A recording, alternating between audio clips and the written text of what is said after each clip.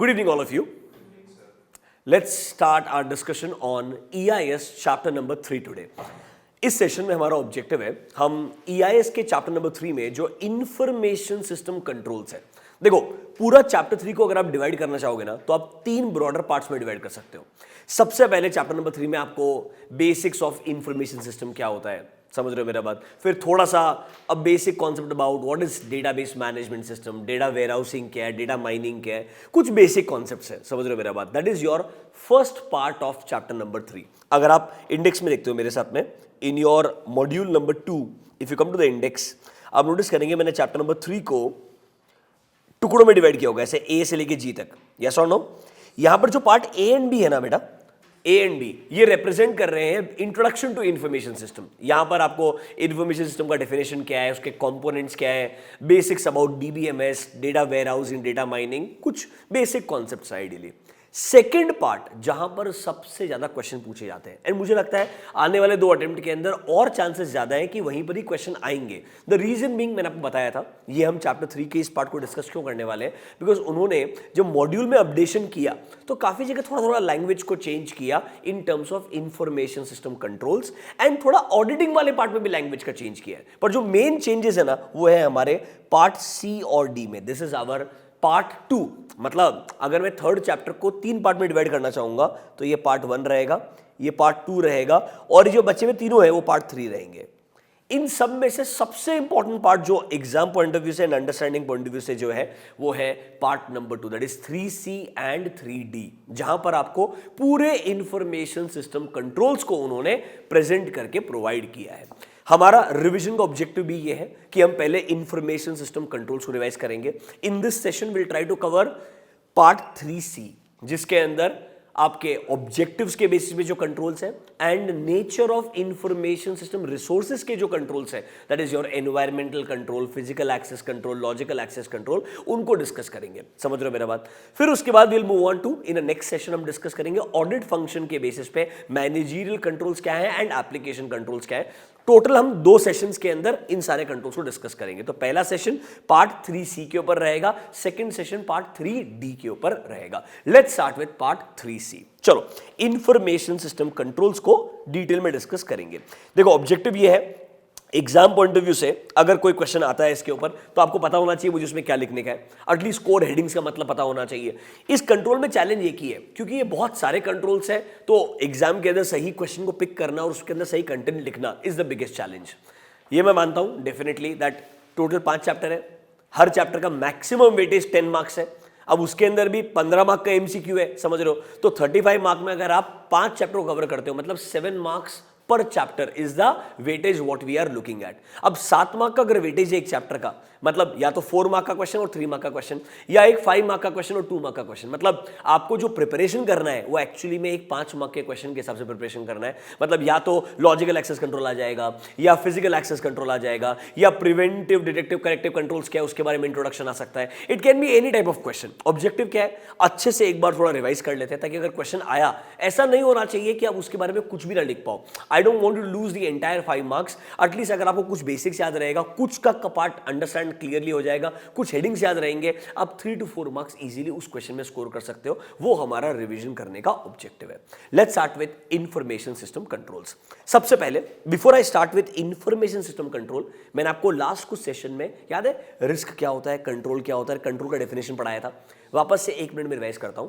Internal controls are nothing but my processes और policies और procedures. आप प्रोसेस बोल दो, पॉलिसीज बोल दो, प्रोसीजर्स बोल दो, या स्टेप्स बोल दो। इनको क्यों डिजाइन किया जा रहा है? इनको डिजाइन किया जा रहा है ताकि जो बिजनेस ने अपने ऑब्जेक्टिव्स बनाए थे ना, उन ऑब्जेक्टिव्स को वो लोग अचीव कर पाएंगे, ये रीजनेबल अश्योरेंस रहे। उस अश्योरेंस को रखने के लिए उन्होंने जो कंट्रोल्स को डिजाइन, जो प्रोसेस को डिजाइन किया है, वो प्रोसेसेस कहलाते हैं मेरे internal control. So internal controls are my processes और my policies and procedures. Why are they designed? To give you a reasonable assurance कि आपके जो भी डिजायर्ड ऑब्जेक्टिव्स थे ना, उन ऑब्जेक्टिव्स को आप लोग अचीव कर पाओगे, या इन अदर वर्ड जैसा बोल सकते हैं जो रिस्क एसोसिएटेड थी उस रिस्क को आप रिड्यूस कर पाएंगे या मिटिगेट कर पाएंगे। याद है हमने चैप्टर 1 के अमेंडमेंट में रिस्क मैनेजमेंट स्ट्रेटेजी पढ़ी थी, तो जो उसमें एक स्ट्रेटेजी थी ना कि आप रिस्क को रिड्यूस करना चाहते हो, उसको मिटिगेट करना चाहते हो, उसके लिए ही कंट्रोल्स को लगाया जाता है। तो सर हम शुरुआत करते हैं। एक सिंपल डेफिनेशन क्या है इंफॉर्मेशन सिस्टम कंट्रोल का, वो डेफिनेशन को मैं आपको वापस से बता रहा हूं, मैं सिंपल शब्दों में लिखूंगा, ऐसा ऑब्जेक्टिव के बेसिस पे 3 पार्ट बनाऊंगा, तुमको ओवरव्यू देके खत्म कर दूंगा, इट इज पॉसिबल, बट तुम एग्जाम में लिख नहीं पाओगे। वो अगर करने का तो मेरे को 20 मिनट लगेगा, मैं सारे कंट्रोल खत्म कर दूंगा आइडियली, क्योंकि मेरे को याद होना चाहिए उसके लिए।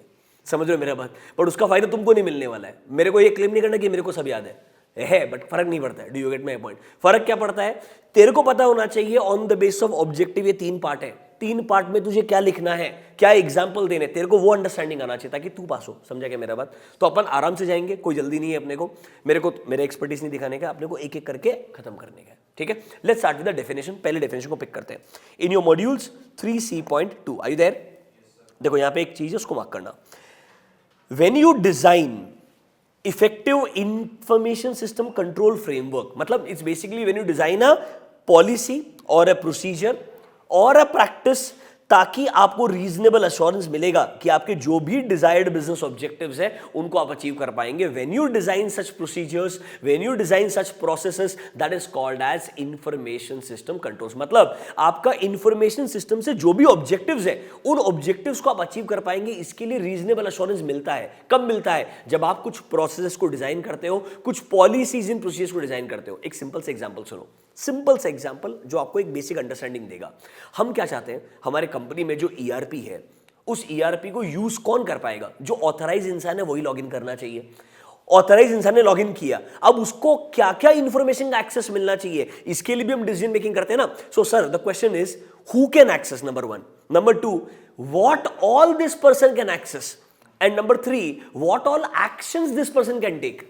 मतलब मेरे को यूजर आईडी पासवर्ड दिया तो मैं एंटर कर सकता हूं, एंटर करने के बाद सिर्फ मैं रीड ओनली व्यू है या एडिट भी कर सकता हूं। अगर एडिट कर सकता हूं तो एडिट में भी क्या कर सकता हूं, can I make changes in the existing transaction और can I just approve the new transactions. Are you understanding my point? तो आप जब ये डिजाइन कर रहे हो, what are these are nothing but processes, these are nothing but my policies and procedures. Why are you designing this? ताकि आपके कोई बिजनेस के ऑब्जेक्टिव्स को आप अचीव कर पाओगे, वो ऑब्जेक्टिव्स को आप रीजनेबल तरीके से अचीव कर पाओ। ऐसा अश्योरेंस के लिए जब आप प्रोसेसेस बनाते हो उनको हम इंटरनल कंट्रोल बोलते हैं। And when we are designing these controls related to information system, those controls are called as information system controls. बात समझ में आया? क्लियर है? मतलब इंफॉर्मेशन सिस्टम रिलेटेड जो भी ऑब्जेक्टिव्स हैं उनको अचीव करने के लिए जब आप पॉलिसीज, प्रोसीजर्स या प्रैक्टिसेस को डिजाइन करते हैं, ताकि आपको रीजनेबल अश्योरेंस मिलता है कि आप अपने ऑब्जेक्टिव्स को अचीव कर पाएंगे एज अ बिजनेस, उन प्रोसेसेस को हम इंटरनल कंट्रोल बोल सकते हैं। डेफिनेशन क्लियर है क्या? अब सर सबसे इंपॉर्टेंट क्वेश्चन आता है, यहां पर टाइप्स ऑफ कंट्रोल्स कैसे हैं? इनका बाइफर्केशन ना 3 ब्रॉडर कैटेगरीज में किया है। सबसे पहले हम डिस्कशन करेंगे on the basis of objective. एक पहले ओवरव्यू दूंगा 2 मिनट के लिए, फिर हम डिटेल में डिस्कशन करने के लिए जाएंगे। देखो हम बात कर रहे हैं इंफॉर्मेशन सिस्टम कंट्रोल्स के बारे में। अब इसके अंदर सबसे पहले on the basis of objectives, अगर आपको याद है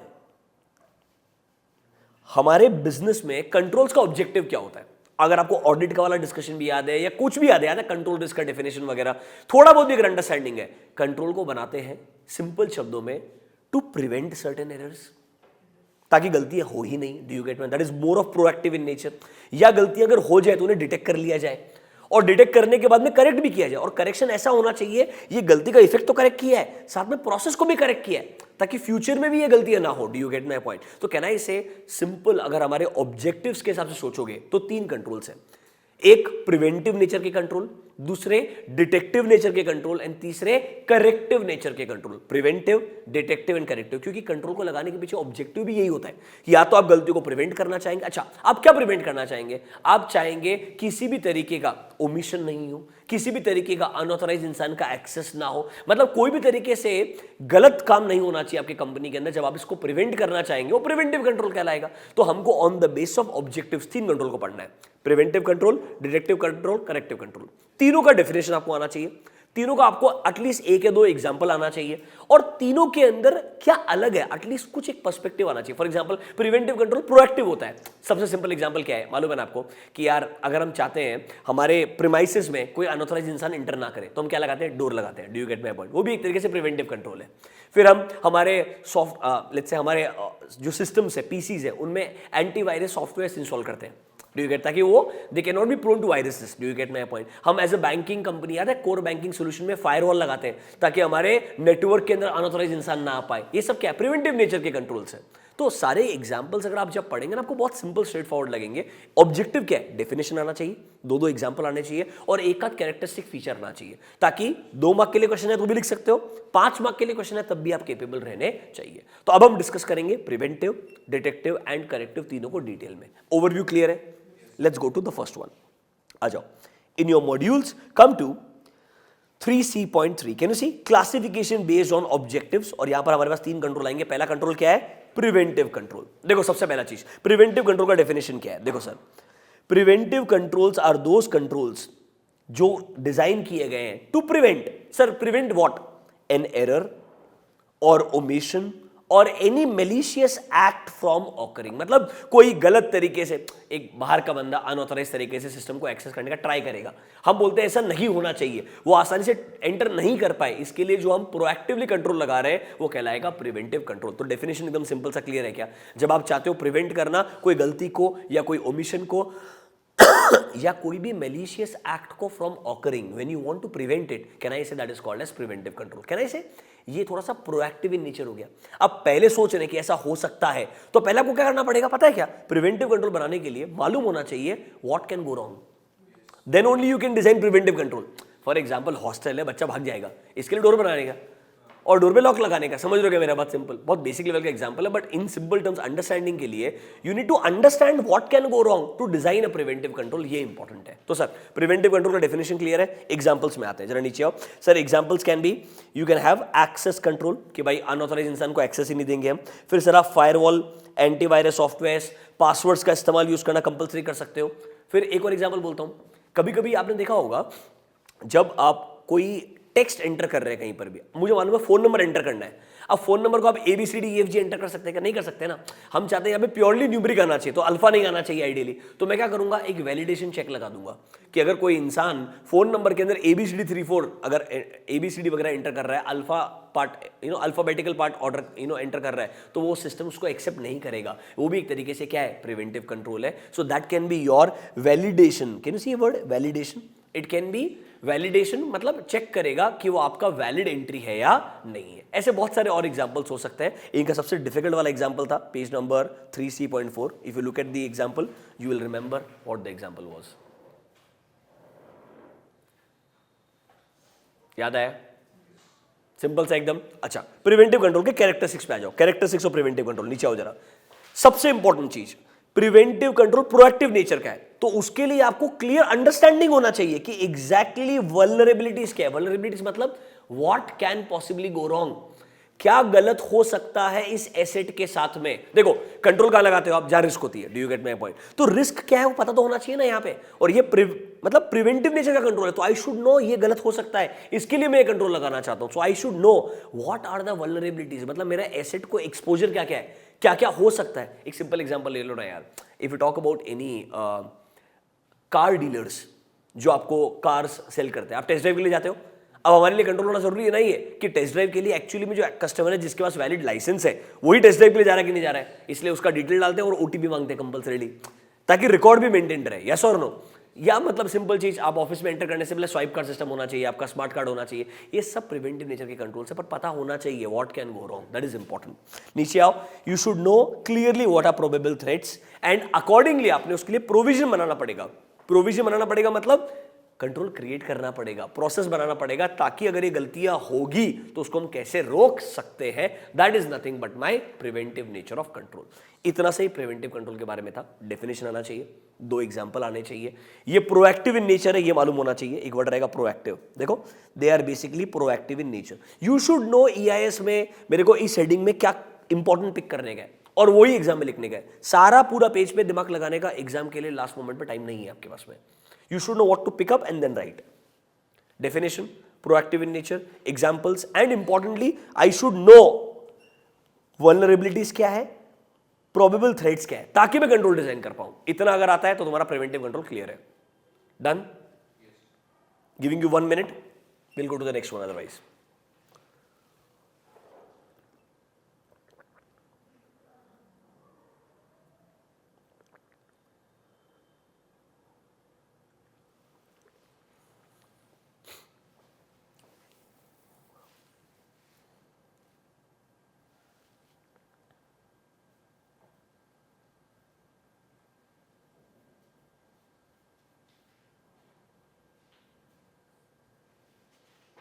ठीक है, let's go next, number 2, detective control. अब सिंपल चीज है, कैन आई से जो प्रिवेंटिव कंट्रोल प्रिवेंट नहीं कर पाया तभी गलती होगा, तो उस गलती को डिटेक्ट करना इक्वली इंपॉर्टेंट है। Do you get my point? See जरूरी नहीं हमारे प्रिवेंटिव कंट्रोल्स इतने परफेक्ट रहेंगे क्योंकि गलती हो ही नहीं सकती है। There are always chances. अरे कंट्रोल्स में भी रीजनेबल एश्योरेंस है ना, एब्सोल्यूट एश्योरेंस थोड़ी है। मतलब सर कुछ ना कुछ तो चांस है ही ना कि आपका कंट्रोल को बाईपास कर जाएगा आदमी। Do you get my point? तो इनडायरेक्टली जो प्रिवेंटिव कंट्रोल एल्यूड कर गया या प्रिवेंट नहीं कर पाया, do you get my point, जो ट्रांजैक्शन उस कंट्रोल्स के बियॉन्ड जा चुका है उसे डिटेक्ट करना जरूरी है। उसे डिटेक्ट करने वाला जो कंट्रोल है वो कहलाता है डिटेक्टिव कंट्रोल। देखो क्या बोलता है, these are designed to detect errors, omissions and malicious acts that occurred, and ताकि हम उनके ऑकरेंस को रिपोर्ट कर सकते हैं। सबसे क्लासिक एक दो एग्जांपल देता हूं जो हमेशा याद रखना, जो आपको स्टैंडर्ड कॉस्टिंग पढ़ाया था ना, वो इसका क्लासिक एग्जांपल है। मतलब डिटेक्टिव कंट्रोल में हमेशा क्या रहता है, हमने बजट बनाया था ऐसा होना चाहिए, एक्चुअल्स क्या हुआ, ये हुआ। जो वेरिएंस है वो एक तरीके से बता रहा है आपको कि कहां पर प्रॉब्लम्स हैं, कहां प्रॉब्लम्स हुए हैं जो ऑकर हो चुके हैं। Do you get my point? मतलब you make a budget for a particular period, you compare the actual numbers with that budgeted number, you will get to know why there is a deviation. Do you get my point? Can I say detection करने के लिए आपने सबसे classic example होता है comparison का, क्या होना चाहिए था और क्या हुआ है। जो गैप है वो गैप क्लियरली बता रहा है कि कुछ गलत हुआ है, उसको आप डिटेक्ट कर पाएंगे। दूसरा चीज, कभी भी डिटेक्शन करने के लिए सरप्राइज एलिमेंट बहुत इंपॉर्टेंट है। अगर आपको कोई गलती डिटेक्ट करनी है तो उसके लिए आपको सामने वाले को बता के नहीं जाए। अगर यार याद है क्या सेम चीज, आप सामने वाले को बता के जाओगे, याद है 31 मार्च को कैश काउंट करेंगे, आपको मालूम है, कैशियर को मालूम, आप जाने वाले हो। Do you get my point? अगर आपको सही में कोई गलती डिटेक्ट करनी है then there should be a surprise element. अगर सरप्राइज चेक रहा, सरप्राइज एलिमेंट रहा, तो गलती डिटेक्ट करना बहुत इजीली पॉसिबल होगा। सर इंपॉर्टेंट क्या है, प्रिवेंटिव डिटेक्टिव साथ साथ चलते हैं और डिटेक्टिव इंटरैक्ट करता है प्रिवेंटिव कंट्रोल के साथ में। तो डिटेक्टिव कंट्रोल सोचते वक्त सोचना चाहिए क्या प्रिवेंटिव कंट्रोल प्रिवेंट नहीं कर पाएगा, वही मुझे डिटेक्ट करने वाला मैकेनिज्म क्रिएट करना पड़ेगा। Let's take 2-3 examples. Definition clear है क्या फर्स्ट में? क्लियर है? नीचे आ जाओ, एग्जांपल देख लेते हैं जरा। देखो some of the examples of detective controls are, एक पॉइंट को मार्क करना, monitor actual expenditure against budgeted expenditure, mark that point.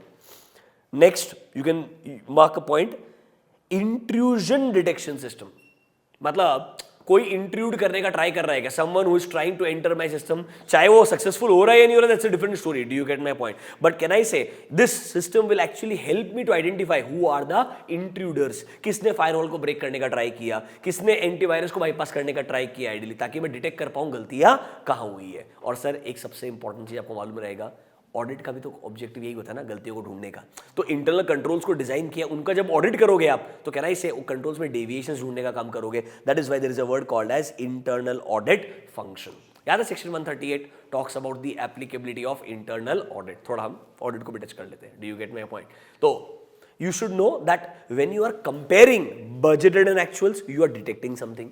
When you are, let's say for example, creating a system जहां पर कोई एक अनअदर इंसान एंटर करने का ट्राई कर रहा है, उन इवेंट्स को ढूंढने का ट्राई कर रहे हैं, मतलब गलती को डिटेक्ट करने का ट्राई कर रहे हैं। मतलब डिटेक्शन करते वक्त ध्यान रखना मेरा बात, जो प्रिवेंट नहीं हो पाया होगा वो ढूंढना है। तो प्रिवेंशन में क्या प्रॉब्लम हो सकता है ये दिमाग में होना चाहिए। It should interact with the preventive control and you should have that surprise element, that is important. That is why come to the next page, can you see the main characteristics is, सबसे पहले surprise check आप include कर सकते हो and it should interact with the preventive controls, ताकि future में ये चीज और नहीं होनी चाहिए। देखो आपने गलती डिटेक्ट कर ली तो आप ये भी चाहोगे ना कि यार प्रिवेंटिव कंट्रोल में क्या ऐसा प्रॉब्लम हुआ ये हमको समझना चाहिए, जिसको प्रिवेंट अब नहीं कर पाए थे तभी हमको गलती मिला। Do you get my point? For example आप बीआरएस चेक करते हो, बैंक रिकंसिलिएशन स्टेटमेंट, वो भी एक तरीके का डिटेक्टिव कंट्रोल है टू आइडेंटिफाई कि जो डिफरेंस आ रहा है वो डिफरेंस किन वजहों से आ रहा है। Do you get my point? और वो उसके बाद में एटलीस्ट टैली तो हो रहा है क्या? अगर उसके बाद में भी टैली नहीं हो रहा है मतलब there are certain errors which are still yet to be found. Do you get my point? This is called as detective control. तो प्रिवेंटिव, डिटेक्टिव दोनों क्लियर है क्या? Then comes the corrective part, third point पे आओ। Don't you think preventive detective दोनों से interact करता है करेक्टिव कंट्रोल? करेक्टिव कंट्रोल क्या बोलता है, जो गलती आपने डिटेक्ट की है उसे ठीक करना पड़ेगा। सुनो, सिर्फ गलती ठीक नहीं करना पड़ेगा, आप करेक्टिव कंट्रोल में ऑब्जेक्टिव क्या है, जो गलती हुई है उसके इंपैक्ट को मिनिमाइज करना। मतलब कैसे मिनिमाइज करोगे? By correcting the mistake, and you just don't correct the mistake, you also correct the process जिसकी वजह से गलती हुआ था। तो corrective control is little open ended in nature, it is not narrow in nature. तो देखो सबसे इंपॉर्टेंट, अगर आप बोलेंगे करेक्टिव कंट्रोल का मतलब क्या है, करेक्टिव कंट्रोल का सिंपल शब्दों में मतलब है these are designed to reduce the impact or correct an error which has been detected. Point number ई में लिखा है डेफिनेशन, ठीक है. फिर जरा नीचे आओ. The main characteristics of corrective control is उस थ्रेट के इंपैक्ट को मिनिमाइज करना, प्रॉब्लम के कॉज को ढूंढना, उसके लिए सोल्यूशन क्या है, रेमेडी को ढूंढना, एंड सर साथ साथ में getting feedback from preventive and detective. मतलब हमने करेक्ट तो कर दिया है, पर उन दोनों के अंदर ऐसा क्या लूप होल्स थे कि प्रिवेंटिव की वजह से ऐसा हुआ, डिटेक्टिव कैसे उसको ढूंढ पाया, कैसे फ्यूचर में उसको रोकेंगे, कहने से modifying the process to minimise future occurrences of the incidents. ये आपका पर्सपेक्टिव है in terms of corrective control. Problem क्या है, करेक्टिव कंट्रोल समझने में आसान है, बट एग्जाम्पल लिखना मुश्किल होता है. अब एक काम करो, एग्जाम्पल पे आओ. 2 एग्जाम्पल को मार्क करना, उसमें आपको पक्का याद रहेगा. एक लिख लो बिजनेस कंटिन्यूटी प्लान, और दूसरा आपका फेवरेट रेक्टिफिकेशन करके चैप्टर पढ़ा होगा आपने एक फाउंडेशन में, वो भी एक तरीके से करेक्टिव कंट्रोल का एग्जाम्पल है. Now what is this business continuity planning? आपको मालूम था ना कि आप सोच के रखे थे कि if there is a natural calamity या extreme situation, do you get my point, business का एटलीस्ट कंटिन्यूटी कैसे मेंटेन किया जाएगा इन दोज एक्सट्रीम सिचुएशंस. याद है क्या, disaster recovery plan, business continuity plan. आगे आएंगे कंट्रोल्स के अंदर, don't worry about it, when we go to audit functions, ये आने वाले हैं वहां पे. That's more of a corrective nature situation, कि ये सिचुएशन हुआ, इसको कैसे भी ठीक किया जाए so that we can come back on track. Because of an event, we are off track. Do you get my point? Let's say because of COVID, we went off track as a business. How do we bring our business back to the track? That's your business continuity plan. ये this is more like emergency में कैसे आगे बढ़ना चाहिए हमने ideally. ठीक है? This is your preventive, detective, corrective. Giving you 2 minutes. Definition, 2 example. Characteristic feature में at least 1-2 पॉइंट आपको आने चाहिए.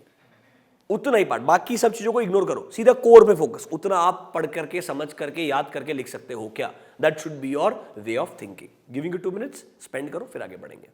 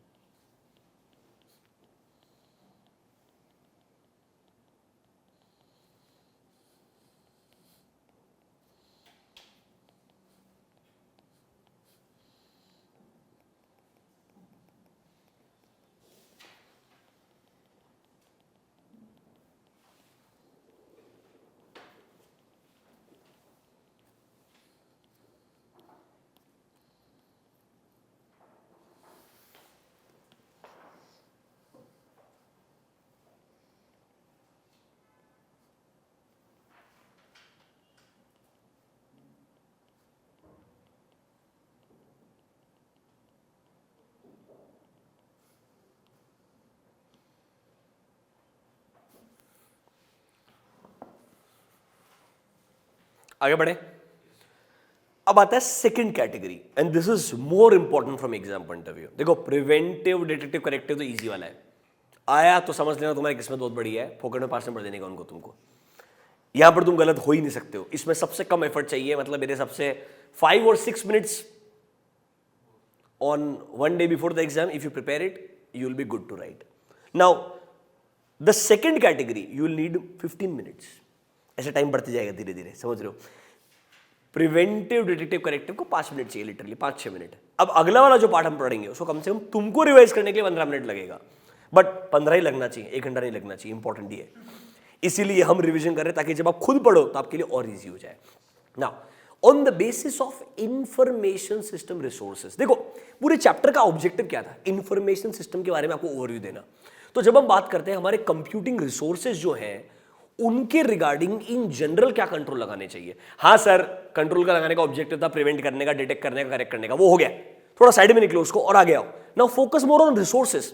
That means I am talking about my software programs, I am talking about my physical devices which are kept in the organisation. उनके regarding मैं क्या क्या control लगाऊंगा. तो यहां पर आपको 3 ब्रॉडर कैटेगरी आएगी. एक आएगा एनवायरमेंटल कंट्रोल. क्या आएगा? Environmental control. दूसरा आएगा फिजिकल एक्सेस कंट्रोल, एंड तीसरा आएगा logical access control. Honestly, environmental control and physical access control आसान है बहुत एग्जाम के लिए, बट चांसेस ज्यादा है क्वेश्चन आने के वहां पे, और बच्चा गलती भी उधर करता है क्योंकि वो मेहनत नहीं करता वहां पे, उसको लगता है बहुत ही ईजी है, पढ़ के क्या फायदा होगा। Do you get my point? तो सबसे पहले हम डिस्कस करेंगे एनवायरमेंटल कंट्रोल के बारे में, then we'll move on logically from there to physical access control क्या होता है, and then we'll move on to logical access control. ये तीन ब्रॉडर कैटेगरीज उन्होंने बनाई है on the basis of information system resources. मतलब just imagine you are the company's board of directors या मैनेजमेंट का part, you are thinking about your IS resources.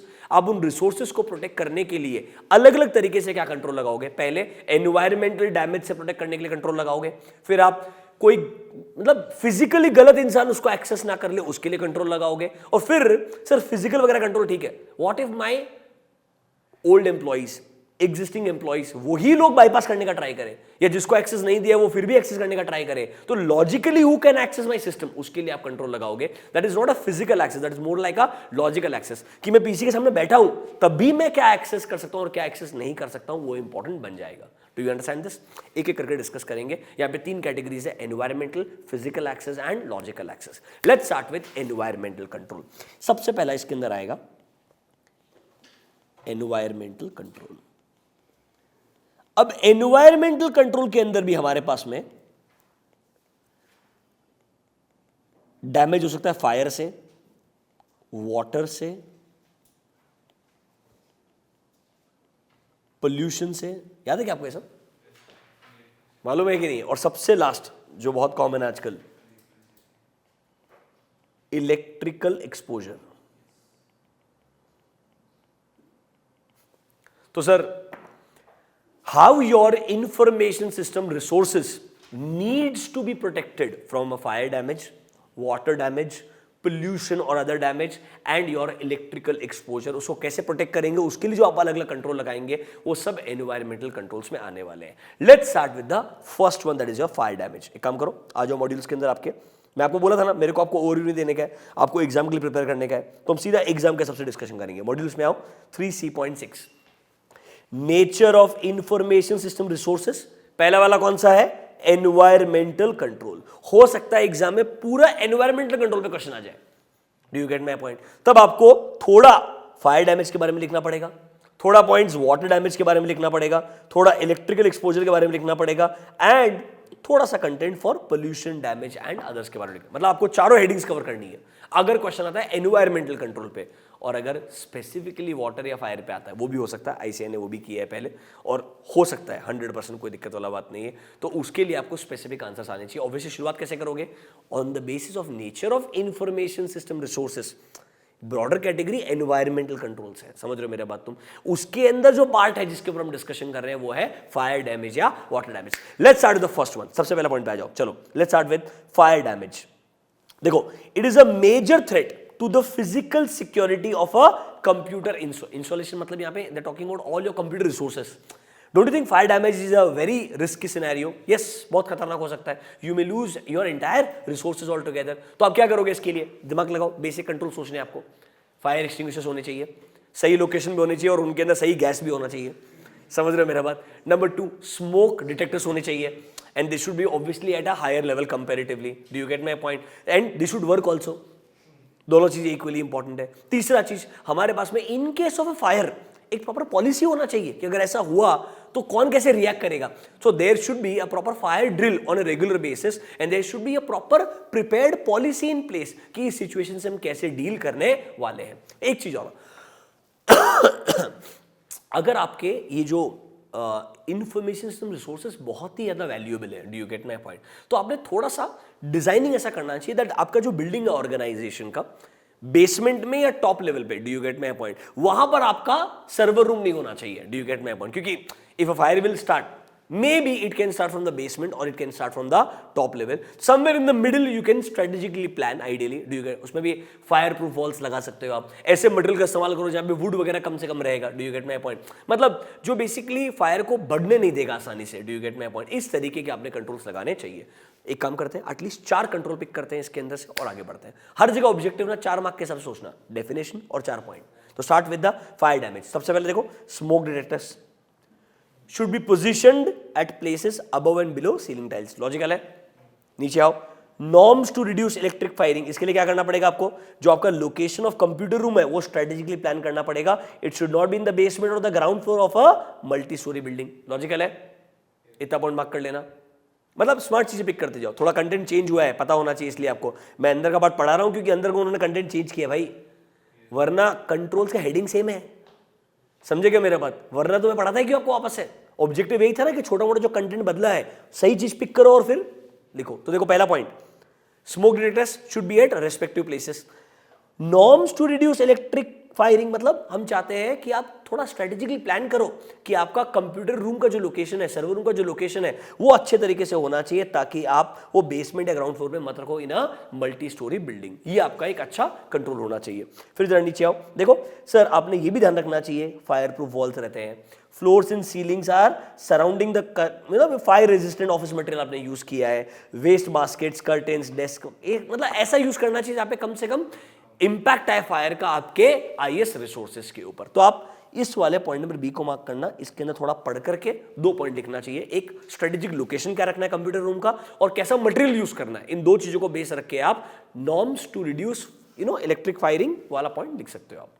नीचे आओ.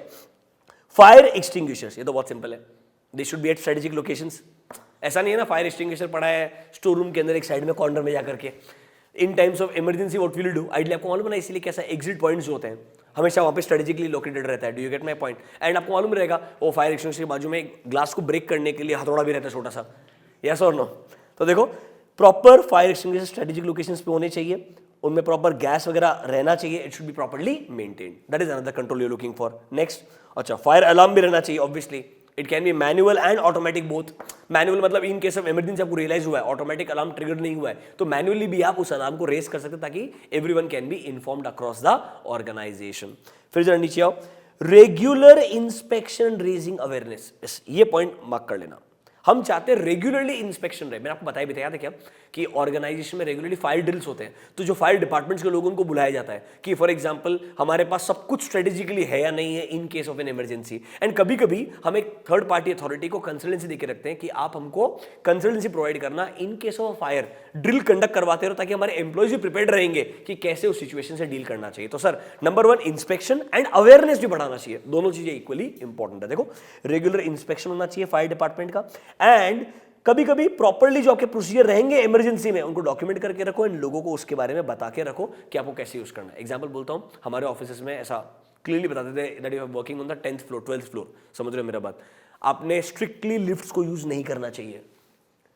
फायर एग्जिट स्टेयर्स के लिए होता है, समझ रहे हो मेरा बात. स्टेयर्स को आपने यूज करना चाहिए ideally. Do you get my point. Because electrical wires में अगर फायर कैच होता है it can impact all your lifts and other installations. फिर आपको बोलते हैं in extreme cases if the things are jammed, तो आपका जो ग्लास है उसको ब्रेक करना होता है. उसके अंदर ये बोलते हैं कि आपके जो 4 ग्लासेस उसमें से ये जो ग्लास मार्क्ड है इसी ग्लास को ब्रेक करना होता है बिकॉज वो ब्रेकेबल है आइडियली. उसको ब्रेक करना है और कूदने से पहले नीचे देखने का है. समझ रहे हो मेरा बात. That there is a authority in place, आपको मालूम होना चाहिए. तो इस तरीके का अवेयरनेस रेस करना चाहिए. फायर डैमेज क्लियर है क्या. गिविंग यू 1 मिनट, पढ़ो उड़ा दो एक बार के लिए. मेरे सबसे एग्जाम में थोड़ा एनवायरमेंटल कंट्रोल इंपॉर्टेंट है. कंटेंट में चेंजेस किए इसलिए थोड़ा पता होना चाहिए. देखो उन्होंने अगर अंदर का नहीं सोचा, सिर्फ ये सोचा इनिशियल पेजेस में कहां का चेंज आया क्वेश्चन बनाने से पहले, तब भी हायर प्रोबेबिलिटी है इस चीज को पिक करने का. That is why be little careful with environmental control.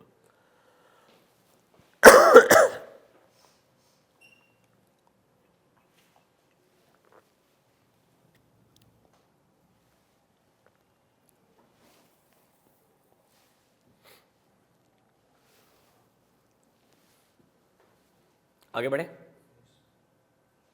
Number 2 electrical exposure. एक लाइन को मार्क करना. The risk of damage that may be caused due to electrical faults is extremely high. That is why electrical exposures के regarding भी अच्छे control होने चाहिए. ये बहुत कॉमन है और बहुत इंपॉर्टेंट है. मतलब 2-3 चीजें बोलता हूं आपको, सिंपल चीजें. यूपीएस कॉन्सेप्ट है, मालूम है ना आपको. इसके अंदर ही इनबिल्ट होता है आपके electrical surge protectors. That if there is a मैं ब्लेम नहीं कर रहा हूं या ऐसा गलत तरीके से नहीं बोल रहा हूं, but in certain countries electricity fluctuations are very high. पहले तो बहुत ज्यादा हुआ करते थे लोग. आपको मालूम है जब फ्रिज खरीदते थे घर में तब भी उसका रेगुलेटर खरीदते थे साथ में. समझ रहे हो मेरे बात तुम? स्टेबलाइजर बोलते थे उसको, ताकि जो पावर इसके अंदर जा रहा है वो स्टेबलाइज तरीके से जा रहा है, and in case of fluctuation the stabiliser can take care of the problem. Do you get my point? And आपको मालूम रहेगा ट्रिप होने वाला कॉन्सेप्ट आपके हर घरों में, हर ऑर्गेनाइजेशन में क्रिएट करते हैं। तो यहां पर भी ये बोलते हैं प्रॉपर यूपीएस का इस्तेमाल कीजिए। जो इलेक्ट्रिकल सर्ज प्रोटेक्टर्स है वो इनबिल्ट होने चाहिए आपके यूपीएस के अंदर, आपको मालूम होना चाहिए। एंड एक इंपॉर्टेंट चीज, अगर आपको लगता है एक्सट्रीम वॉलेटिलिटी वगैरह रहती है तो आपको प्रॉपर वोल्टेज रेगुलेटर या सर्किट ब्रेकर पूरे ऑर्गेनाइजेशन में लगाना चाहिए। मतलब आपको पता होना चाहिए that if there is an extreme up and down in the electrical surge, तो आपको पता होना चाहिए उसको रेगुलेट कैसे करना है, कंट्रोल कैसे करना है। It can be device to device और it can be location to location, subjective रहेगा, आप उसको कैसे यूज करते हैं वो आपके लिए इक्वली इंपॉर्टेंट रहेगा। एंड इन सब का एक प्रॉपर मेन स्विच होना चाहिए। In case of a problem we should know how to shut down everything. नीचे देखो क्या बोल रहा है, इमरजेंसी पावर ऑफ स्विच। देखो when the need arises for an immediate power shut down, like for example computer में fire हो गया या इमरजेंसी इवैक्यूएशन हो गया, there should be emergency power switch, ताकि वो परफेक्ट तरीके से सारे के सारे सिस्टम को शट डाउन कर सकता है on a real time basis. ये इक्वली इंपॉर्टेंट है। तो अब यहां पर ना 3 पॉइंट पिक कर लो। सबसे important emergency power off switch, आसान है याद रखने के लिए, लिखने के लिए भी बिल्कुल ठीक है। दूसरा चीज मैं आपको बता रहा हूं, वोल्टेज रेगुलेटर हर किसी के घर में है।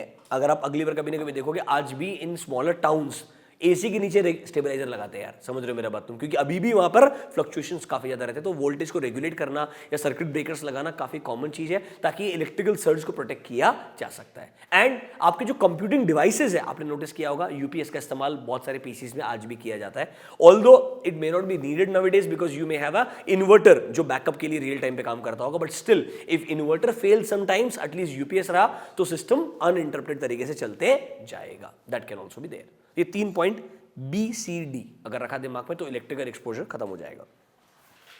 सबसे आसान है वाटर डैमेज। देखो क्या बोलते हैं, सर कंप्यूटर इंस्टॉलेशन को वाटर डैमेज भी हो सकता है। हाँ भाई, तो क्या करने का, इसलिए वाटर डिटेक्टर्स, मतलब वाटर लेवल्स अगर सर्टेन लेवल के बियॉन्ड जा रहे हैं तो there should be detection system ideally. फिर sir there should be water proofing done properly, water leakage alarm रहना चाहिए ideally, proper drainage system exist करना चाहिए। फिर जहां पर कंप्यूटर इंस्टॉलेशंस वगैरह पड़े वो वाटर प्रूफ सीलिंग्स वगैरह होने चाहिए कंपेरेटिवली, ताकि बहुत ईजिली हमारे कंप्यूटर इंस्टॉलेशंस को वाटर इंपैक्ट नहीं करेगा। See how happens is water damage can lead to fire damage. Do you get my point? इसीलिए आपको वाटर डैमेज के लिए भी प्रोएक्टिवली अच्छे कंट्रोल्स लगाने पड़ेंगे, ताकि किसी भी तरीके का फायर इंस्टिगेट ना हो ideally. That's the main objective. Water damage बहुत सिंपल सा है, एक दिन पढ़ के उड़ा दो, nothing great, no changes out there.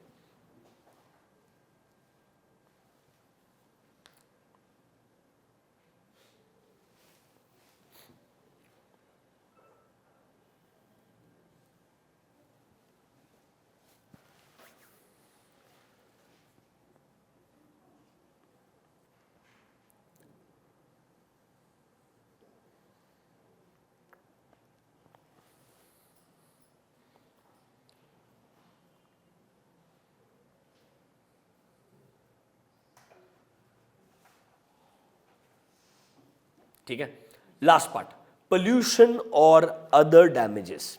यहां पर ना एक पॉइंट को हमेशा मार्क करना जो इंपॉर्टेंट है लिखने के लिए, पॉइंट नंबर बी। आपने हमेशा नोटिस किया होगा जहां पर भी हमारे सर्वर रूम्स होते हैं, कंप्यूटर इंस्टॉलेशंस रहते हैं, वहां क्लियरली नोटिस लिखा रहता है that eating, drinking, smoking is strictly prohibited in this particular area. So there should be a proper prohibition against eating, drinking and smoking within the information processing facilities, because they may all lead to any or the different kind of damage. उससे कोई ना कोई damage शुरू हो सकता है, इसीलिए हम उस चीज को प्रोहिबिट करना चाहेंगे। एक और चीज ये बोल रहा है, कभी भी ध्यान रखना, as a organisation your entire computer installation should not get power from one station. लोग पता क्या करते थे, इसलिए मल्टीपल कनेक्शंस लेके रखते थे, बिकॉज अगर आप बहुत हेवीली डिपेंडेंट हो एक जगह कनेक्शन से, आपने नोटिस किया होगा बहुत बार रोड के ऊपर खुदाई करके इलेक्ट्रिकल वायर्स वगैरह चेंज कर रहे हैं, इफ दैट हैपेंस, ट्रांसफार्मर अगर उड़ गया है, कुछ हो गया, तो आपका पूरा का पूरा बिजनेस स्टैंड स्टिल पे आ सकता है। बट अगर आपके उसमें मल्टीपल सबस्टेशन से कनेक्शन आ रहा होगा, अगर एक सबस्टेशन में प्रॉब्लम आ भी गया तो एटलीस्ट सेकंड वाला for the time being as a backup काम कर सकता है। That's why you should have multiple substations for electrical connections, ताकि आपको ये चैलेंजेस फेस ना करने पड़े। ये ऊपर वाले पॉइंट में लिखा हुआ है, that is power leads from multiple substations can act as a scenario. देखो, to avoid these type of events आपको रिडंडेंट पावर लिंक्स रहने चाहिए, इसलिए आपको क्या करना चाहिए, अगर एक जगह एडवर्सली इफेक्ट हो भी गया तो भी दूसरा स्टेशन आपको पावर प्रोवाइड कर सकता है and your business can keep on running. देखो एक बार शांति से, हम है कहां पर, इंफॉर्मेशन सिस्टम कंट्रोल्स पढ़ रहे हैं। सबसे पहले क्या पढ़ा है, on the basis of objectives, 3 थे, प्रिवेंटिव, डिटेक्टिव, करेक्टिव, याद है।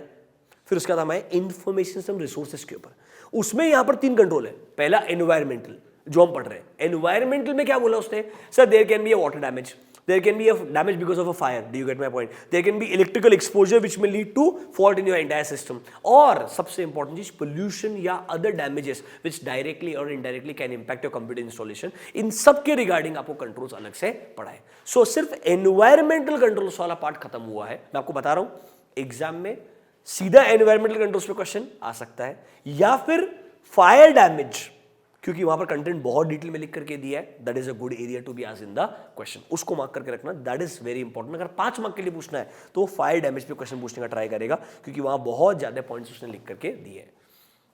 हालांकि आपको बाकी पढ़ने हैं, पर ज्यादा फोकस फायर डैमेज वाले पार्ट पे करने का है। क्लियर है। सबसे पहला एनवायरमेंटल कंट्रोल खत्म हो गया। Will move on to the second one, that is your physical access control. तो देखो आपका एनवायरमेंटल कंट्रोल खत्म हो गया, अब आते हैं नंबर 2 पे।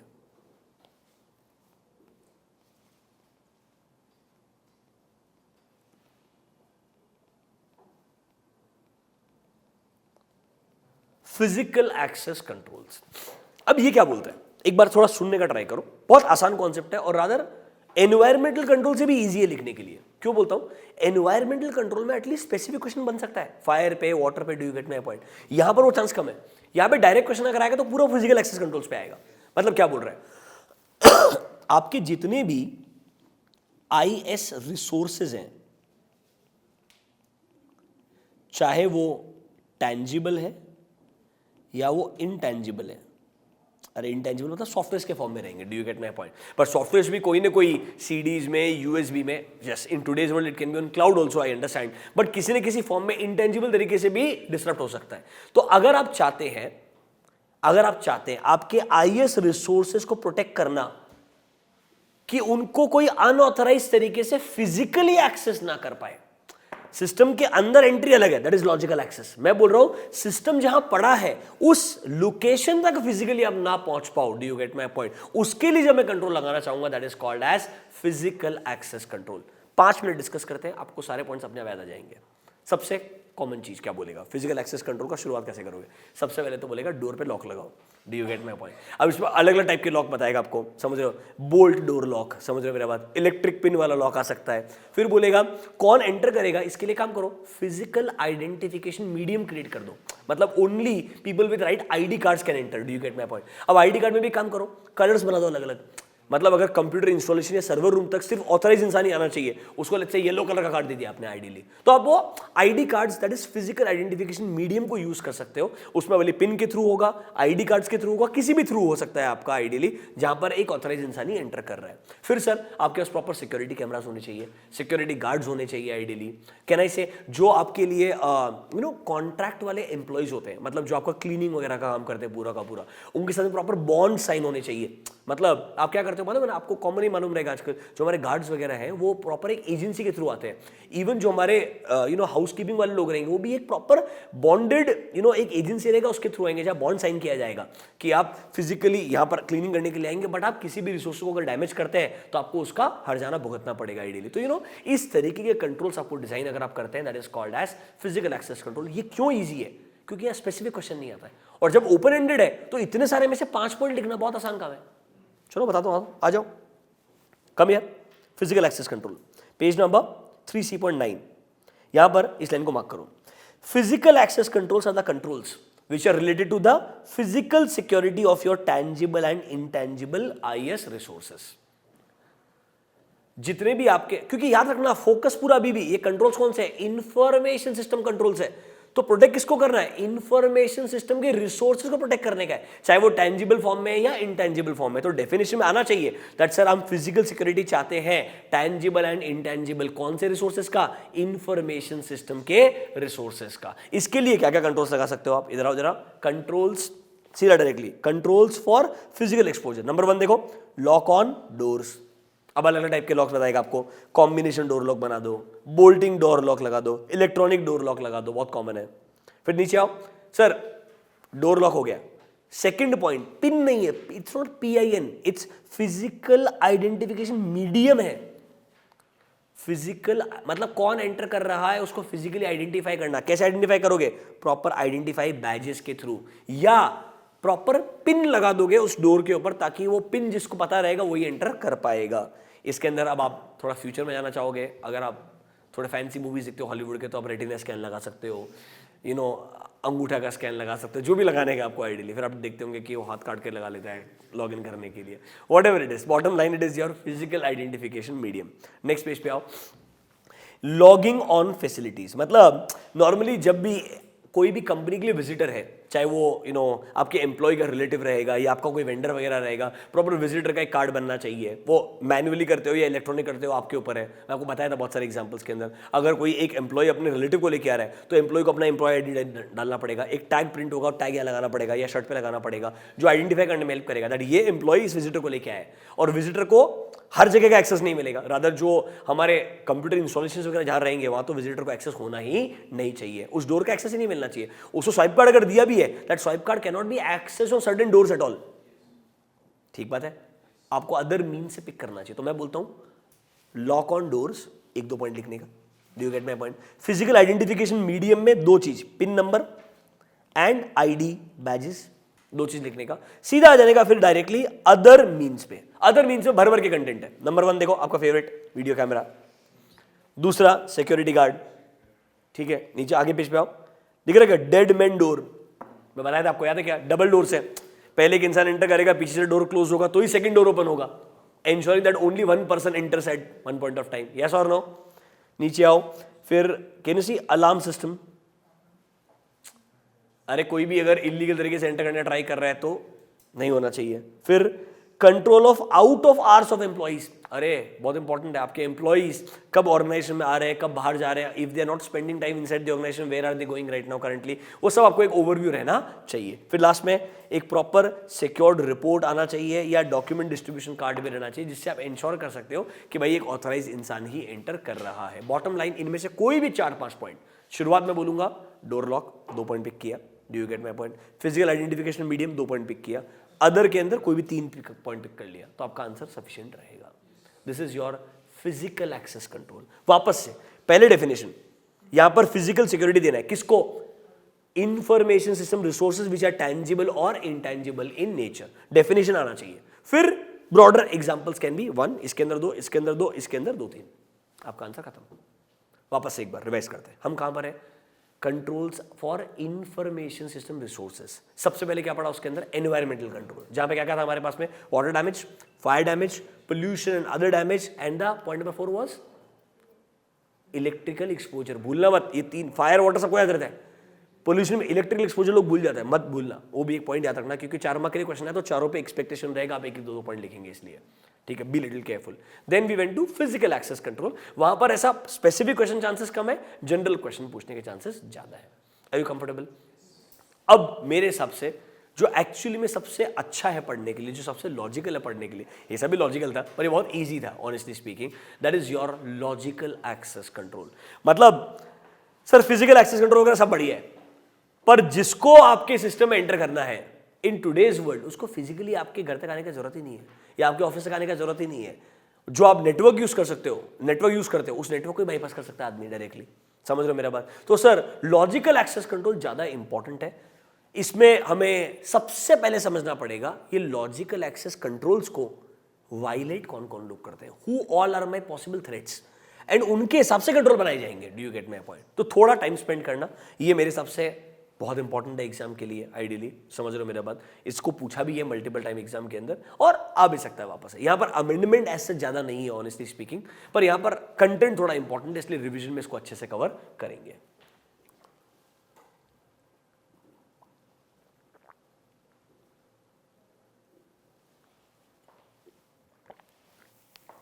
सबसे पहले कम टू पेज नंबर 3C.12। अभी क्या बोल रहे हैं सर? लॉजिकल एक्सेस कंट्रोल मतलब वो कंट्रोल्स जहां पर आप ये इंश्योर करना चाहते हैं कि कोई भी अनऑथराइज यूजर मेरे सिस्टम को, मेरे नेटवर्क को, मेरे ऑपरेटिंग सिस्टम को या मेरे डे टू डे एक्टिविटीज को किसी न किसी गलत तरीके से एक्सेस ना कर पाए। है ये भी access control, do you get my point? But यहां पर फिजिकल एक्सेस नहीं है, यहां पर ये है शायद किसी और का यूजर आईडी लेकर के तो एंटर करने का ट्राई कर रहा है, या तो नेटवर्क को हैक करके एंटर करने का ट्राई कर रहा है, या ओएस में तेरे को मैंने अलाउ किया तो सिर्फ रीड कर सकता है पर तू एडिट करने का भी ट्राई कर रहा है। मतलब कैसे मैं इंश्योर करूंगा कि लॉजिकली एक इंसान क्या कर सकता है क्या नहीं कर सकता, और एक अनऑथराइज इंसान क्यों ना एंटर कर पाए, क्यों ना कुछ भी कर पाए, इसके लिए जब मैं कंट्रोल लगाऊंगा वो लॉजिकल एक्सेस कंट्रोल्स कहलाएंगे। तो सबसे पहले पॉइंट को मार्क करना, sir these are relating to the logical access to my resources. मतलब कहां कहां पे एक्सेस हो सकता है, मेरे ओएस के अंदर एक्सेस, तो ओएस के लिए कंट्रोल लगाएगा, do you get my point? फिर जो आपका एप्लीकेशन प्रोग्राम है उसके बाउंड्री को कंट्रोल लगाएगा, मतलब who can enter the system. फिर बोलेगा नेटवर्क में कौन एंटर कर सकता है, do you get my point? Database के अंदर फॉर एग्जांपल डेटाबेस का एक्सेस दिया, पर देखो रीड ओनली एक्सेस दिया है मैंने, तो सर डेटाबेस में भी तुझे क्या एक्सेस दिया वो इंपॉर्टेंट बन जाएगा। तो मेरा बात सुनो, लॉजिकल एक्सेस कंट्रोल में सबसे पहले हु कैन एक्सेस, फिर what all he or she can access,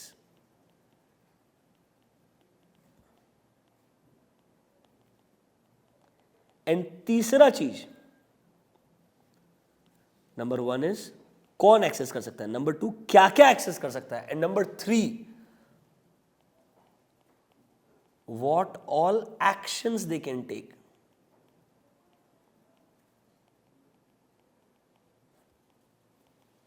अगर दिमाग में 3 चीज रखोगे ना तो कंट्रोल समझ में आएंगे।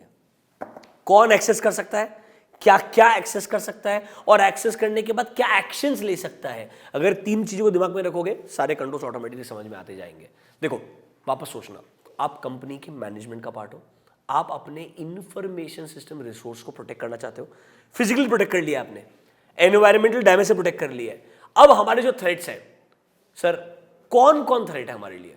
हमारे एग्जिस्टिंग एम्प्लॉइज, इनको हमने पावर दिया है एक्स का, पर एक्स के बियॉन्ड जाना चाहते हैं वो, या हमारे फॉर्मर एम्प्लॉइज जो छोड़ के गए रिवेंज लेना चाहते हैं, हैकर्स जो अनऑथराइज यूजर्स कहलाते हैं जो डायरेक्टली हमारे सिस्टम को बाईपास करना चाहते हैं। तो सबसे पहले हु आर दीज वायलेटर्स, जो लोग वायलेट करने का ट्राई करेंगे। Come to page number 3C.14, logical access violators, they are the same people who exploit physical exposure, but उनका skills अलग है। They might be sitting somewhere in the world, they may not have the answer to the physical lock, but they can still access your system। तो sir, who all can be my logical access violators? Number 1 is your hackers।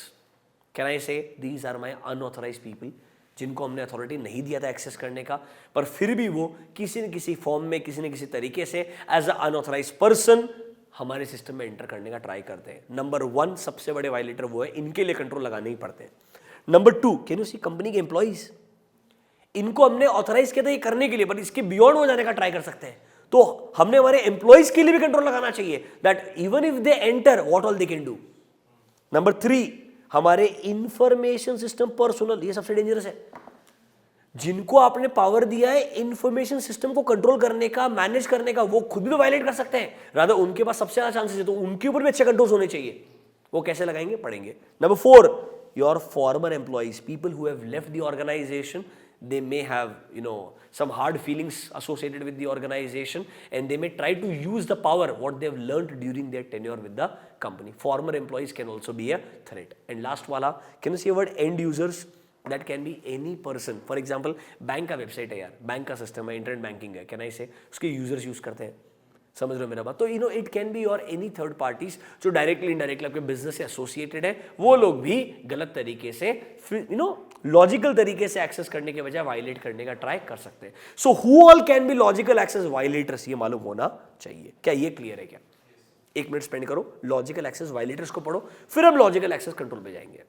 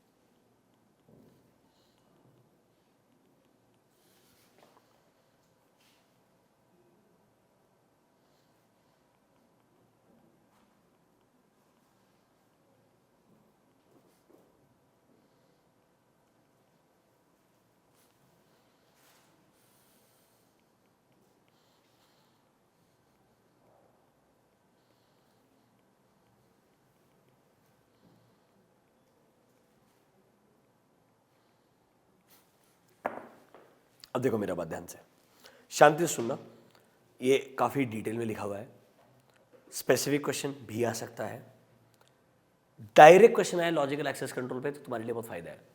I give you reason also behind it, क्योंकि understanding के लिए सब अच्छे हैं, problem कब आता है जब एक के बारे में ही स्पेसिफिक पूछ ले, वो याद रखना थोड़ा चैलेंजिंग है। उसके अंदर दो प्रॉब्लम और है, they all will look similar in nature, क्योंकि अल्टीमेटली है तो एक्सेस कंट्रोल ही। Do you get my point? हर जगह वही बोलेगा हु कैन एक्सेस, हर जगह बोलेगा what all that person can access, and हर जगह ये बोलेगा what all functions that person can take. Bottom line similar है बट हेडिंग अलग अलग है। Do you get my point?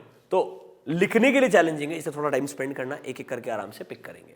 सबसे पहले वो क्या बोलता है लॉजिकल एक्सेस कंट्रोल में, एक पहला पॉइंट पढ़ते हैं यूजर एक्सेस मैनेजमेंट।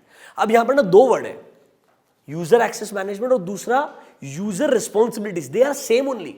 उन्होंने इस बार भी चेंज नहीं किया, आने वाले टाइम में वापस अमेंडमेंट आएगा तो मैं अपडेट बताता हूं, फिर उन दोनों को मर्ज करके एक पॉइंट बना देगा। मैं लिख के बोलता हूं तुमको, मैं वो थोड़ा सा स्किप हो गया होगा इस बार, नहीं समझ में आएगा उनको, अगली बार पक्का आएगा। क्योंकि उससे प्रॉब्लम ये है, मैं तुमको बता रहा हूं ना, क्योंकि उन्होंने जो लिस्ट बनाया ना, that is where you miss the concept itself, because आपका फोकस रहेगा हेडिंग्स के ऊपर। मैं तुमको बता रहा पहले सोचो यूजर कौन एंटर कर सकता है। अगर मैं वैसे बात करूं तो कंट्रोल बहुत लॉजिकल है, रियल लाइफ में 100% यूजफुल है। प्रॉब्लम क्या है, हेडिंग यूजफुल नहीं है, यूजफुल कॉन्सेप्ट है।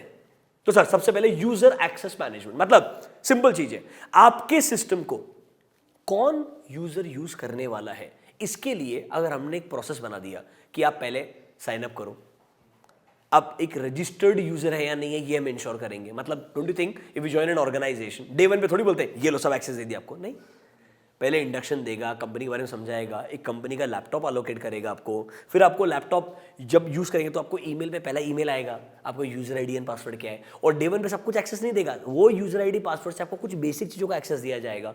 फिर आपको कोई प्रोजेक्ट अलोकेट होगा, उस प्रोजेक्ट रिलेटेड चीज़ें और मिलने वाली है आपको धीरे धीरे, फिर बताएगा आप कौन से लेवल पे काम कर रहे हो तो आप क्या क्या कर सकते हो, क्या क्या नहीं कर सकते हो, मतलब धीरे धीरे ऐसा प्रोसेस आता है। तो सबसे पहले एक यूजर रजिस्ट्रेशन प्रोसेस होना चाहिए कि भाई एक ऑथराइज यूजर, उसके बारे में सारा इन्फॉर्मेशन मिल रहा है मुझे, उसका इन्फॉर्मेशन है, करेक्ट है, वो मेरा एम्प्लॉय है, लेजिटिमेट डिपार्टमेंट के अंदर है, तो मैं अकॉर्डिंगली उसको यूजर आईडी पासवर्ड बना के दूंगा ना यार। Are you understanding my point? So user access management का मतलब है एक रजिस्टर्ड यूजर को यूजर आईडी पासवर्ड बना के दो, पासवर्ड उसको समझाओ किसके वैल्यू क्या है, तो पासवर्ड क्रिएट करते हो उसको समझाओ स्ट्रॉन्ग पासवर्ड कैसे बनाते हैं। Do you get my point? और बिना पासवर्ड के आपको एक्सेस नहीं मिलेगा, ये समझाओ आइडियली। फिर आपको ये भी समझाना पड़ेगा अपने लैपटॉप को कभी भी अब अनअटेंडेड छोड़ के मत जाओ। मैंने आपको बताया था अनअटेंडेड छोड़ना गलत चीज है एज ए ऑर्गेनाइजेशन, क्योंकि आपका कॉन्फिडेंशियल डेटा इन्वॉल्व है, तो वो एक इंपॉर्टेंट चीज आपको सिखा, मतलब यूजर को उसकी रिस्पॉन्सिबिलिटी भी बतानी पड़ेगी। फिर हो सकता है जब एक यूजर ने ज्वाइन किया, उसने let's say department X join किया as a senior, do you get my point, तो मैंने उसको 4 चीज का एक्सेस दे दिया। हो सकता है जब वो काम करना शुरू किया 1 महीने बाद में एक प्रॉपर इंस्पेक्शन भी होना चाहिए। मैं महीने भर का एक एग्जांपल दे रहा हूं, it can be on a periodical basis, it can be regular, मतलब ये देखना चाहिए जो प्रिविलेजेस हमने उसको दे दिए, हमने उसको प्रिविलेज दिया था ये 4 अलग अलग डिपार्टमेंट्स के डेटा को वो रीड कर सकता है, 2 में एडिटिंग भी कर सकता है, तो कहीं हमने उसको ज्यादा प्रिविलेज तो नहीं दे दिया है। तो एक प्रॉपर प्रिविलेजेस का भी रिव्यू होना चाहिए कि आपने कभी कभी चीजों के लिए लोगों को एक्सेस ज्यादा या कम तो नहीं दिया, कम दिया तो आके मांग लेगा, ज्यादा दिया है तो आपको ढूंढना पड़ेगा, it's more of a detective in nature.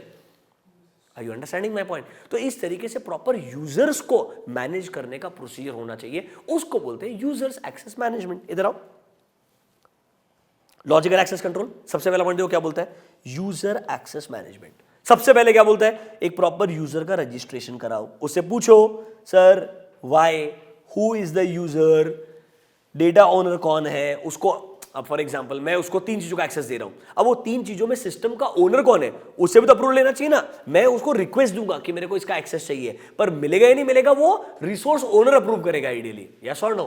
तो what I am trying to say in simple words is user registration process से पता चलता है इस यूजर के बारे में सारा डिटेल, और उसको सबसे पहले प्राइमा फेसिया क्या एक्सेस देना चाहिए और क्या देना नहीं चाहिए। फिर देखो number 2 privilege management. Privilege management मतलब the privileges which are granted to you inside the system, मतलब in the system if there are let's say 5 departments on day 1 मुझे क्या क्या प्रिविलेज दिया, मुझे 2 डिपार्टमेंट को एक्सेस करने का प्रिविलेज दिया है, इन 2 के अंदर भी मुझे अभी रीड ओनली एक्सेस मिला है, अभी कुछ एंट्री करने का, एडिट करने का, डिलीट करने का एक्सेस नहीं दिया है, एंड ये प्रिविलेजेस को ही मुझे रिव्यू करते रहना चाहिए। पॉइंट नंबर 4 पे आओ, दिख रहा है क्या, review of your access rights, मतलब जो प्रिविलेजेस आपको दे दिए थे ना, उनको टाइम टू टाइम रिव्यू करना चाहिए, कहीं ज्यादा प्रिविलेजेस तो नहीं दे दिए, अगर ज्यादा दे दिए उनको करेक्ट भी करना चाहिए। क्या point A, B and D समझ में आया क्या?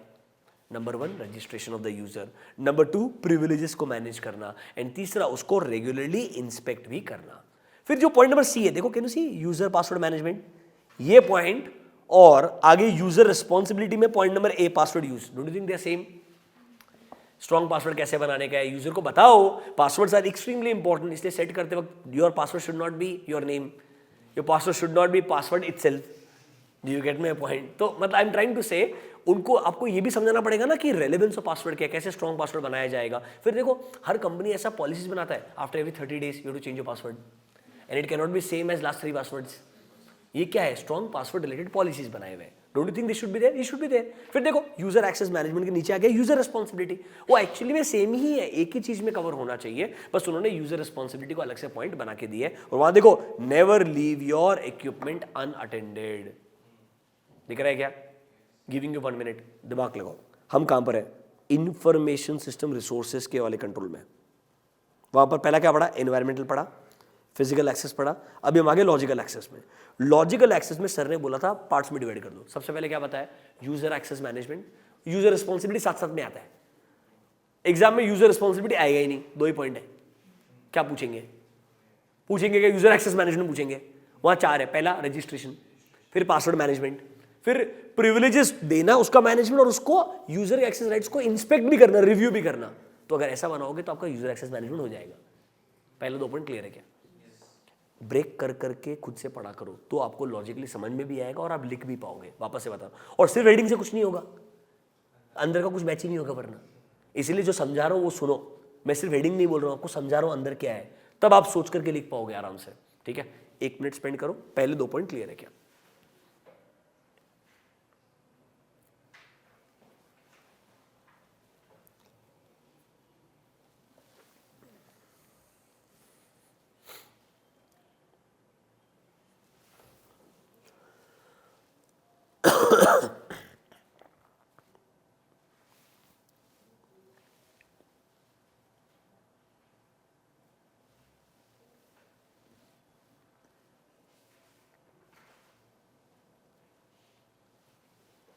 ठीक है, अब देखो लॉजिकल एक्सेस कंट्रोल में यूजर वाला पार्ट हो गया।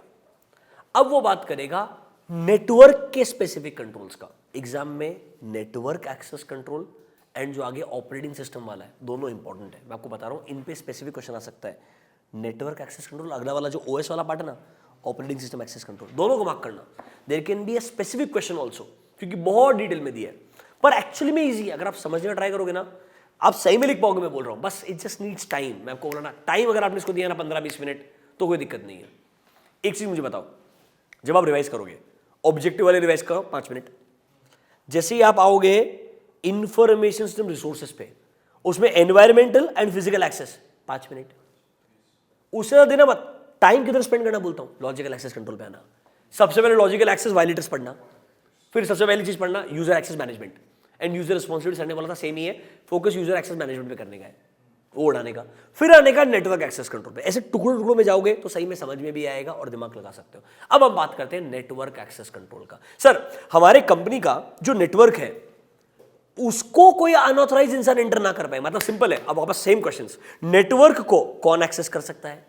नेटवर्क को एक्सेस करने के बाद में उसको क्या क्या चीजों का एक्सेस मिल सकता है? Do you get my point? तो जब आप नेटवर्क को एक ऑथराइज इंसान ही एंटर कर पाए, अनऑथराइज इंसान एंटर ना कर पाए, इसके लिए जो कंट्रोल लगाओगे वो कहलाएंगे नेटवर्क एक्सेस कंट्रोल। सिर्फ 4 पॉइंट को पिक करेंगे, उनको ही डिस्कस करेंगे ताकि एग्जाम में वो लिख पाओ आप। ठीक है, सबसे पहला चीज आ जाओ नेटवर्क एक्सेस कंट्रोल के अंदर।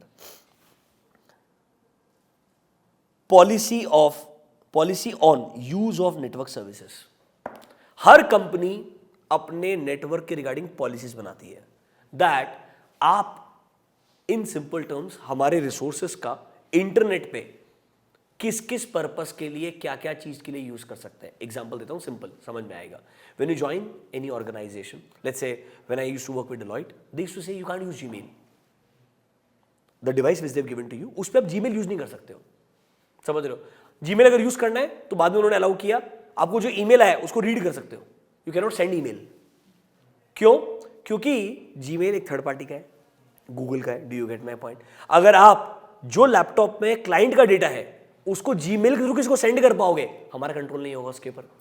Are you understanding my point? तो can I say we can make a list कि किस किस चीजों के लिए आप नेटवर्क का इस्तेमाल कर सकते हो और किस किस चीजों के लिए नेटवर्क का इस्तेमाल नहीं कर सकते हो। क्योंकि वो क्या चाहता है, आप वो अनऑथराइज्ड नेटवर्क्स पे जाओ ही मत जिसके थ्रू आप इनवाइट कर सकते हो एक हैकर को।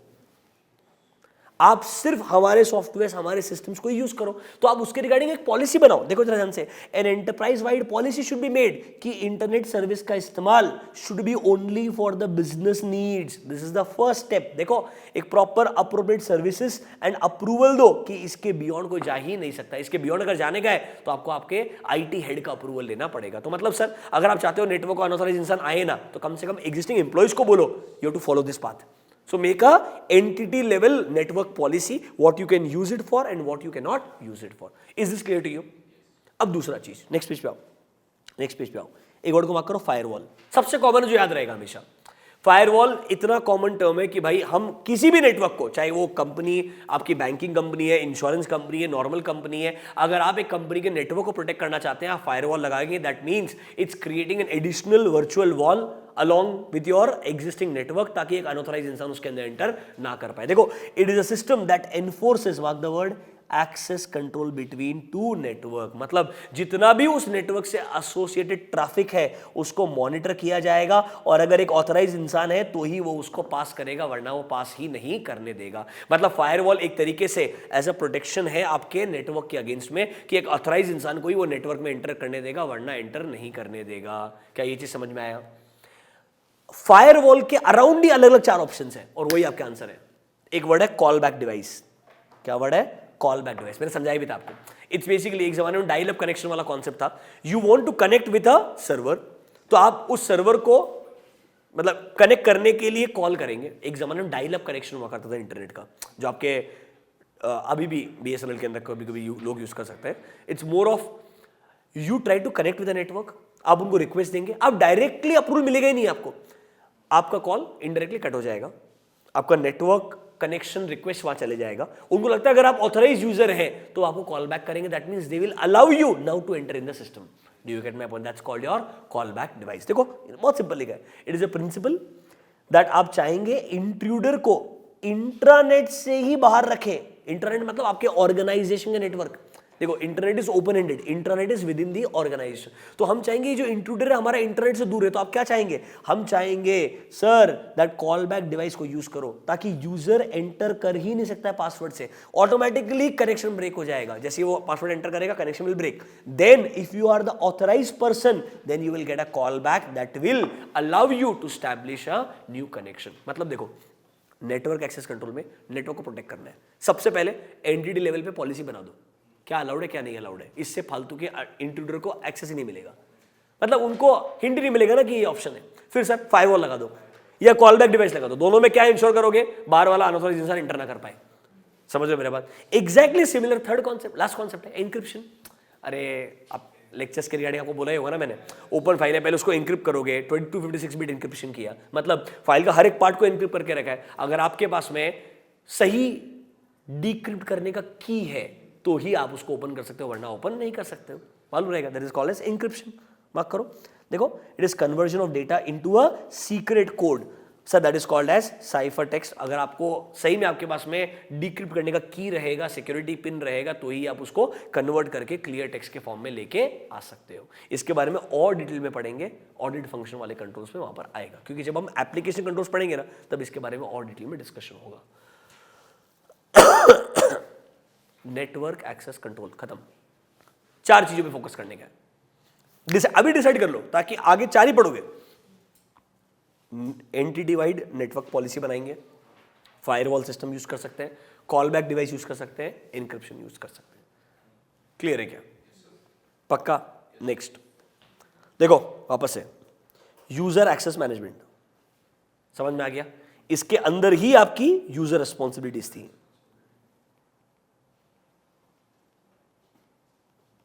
यस और नो? दूसरा नेटवर्क एक्सेस कंट्रोल समझ में आ गया। तो अब आ जाओ तीसरा वाला, जो सबसे इंपॉर्टेंट है, बाकी time pass don't worry, operating system access control. अब देखो ये क्या बोलता है, अब हमारे जो एम्प्लॉइज हैं, जो कंपनी में हमने उनको फिजिकली एक्सेस करने का पावर दिया है, उनको स्मार्ट कार्ड बना के दिया, स्वाइप कार्ड सिस्टम बना के दिया, दे एंटर द ऑर्गेनाइजेशन। अब हम चाहते हैं एम्प्लॉइज भी जब हमारे सिस्टम को यूज कर रहे हैं, पीसी को यूज कर रहे हैं, तो ऑपरेटिंग सिस्टम में कौन एंटर कर सकता है, एंटर करने के बाद वो इंसान क्या क्या एक्सेस कर सकता है एंड क्या क्या फंक्शनैलिटीज यूज कर सकता है। तो OS is actually getting inside the system. Do you get my point? OS is actually getting inside the system. एक लाइन को मार्क करना, इधर आओ sir. Operating system security involves a policy that who can access my system, which resources they can access and what actions they can take। अरे भाई यही चीज ना हर एक्सेस कंट्रोल के लिए होती है, समझ रहे हो मेरा बात? बस वो अब बता रहा है OS के लिए। Do you get my point? तो OS को कौन एक्सेस कर सकता है, क्या क्या चीजों को एक्सेस कर सकता है और क्या क्या एक्शंस ले सकता है। बहुत आसान, देखने के लिए डाउन लगता है। इतने पॉइंट दिए, 4 पॉइंट पिक करना मजेदार चीज है। नीचे वो बताता हूँ कौन कौन से पिक करो। एक पहले ओवरव्यू देता हूं, 2 मिनट सुन लो, पॉइंट मार्क कर देना आराम से। अज्यूम करो एक कंपनी का पीसी है, पीसी के अंदर आपका ऑब्वियसली OS रहेगा, OS के अंदर सॉफ्टवेयर रहेगा, सॉफ्टवेयर के अंदर डेटा रहेगा। Do you get my point? हम क्या चाहते हैं, सबसे पहला चीज तो एक ऑथराइज इंसान ही सिस्टम को यूज करने का ट्राई कर रहा है, तो कहना इसे सबसे पहला चीज तो आप ये जो सॉफ्टवेयर है, ये जो आपका OS है, OS इस मशीन है, मशीन OS रन करता है, operating system. Do you get my point? And operating system अगर चलेगा तो ही अंदर के सॉफ्टवेयर का एक्सेस मिलेगा। तो बॉटम लाइन इससे आपको डेटा का एक्सेस मिलने वाला है पूरा का पूरा। तो हम क्या चाहेंगे, सबसे पहला चीज तो कि भाई कौन से टर्मिनल से आप लॉग इन कर सकते हो। अब फॉर एग्जांपल आपने नोटिस किया होगा कभी कभी ऐसा होता है, एक डेडिकेटेड पीसी कोई टर्मिनल से कनेक्ट किया है, ये लॉग इन सिर्फ इस पीसी से हो सकता है।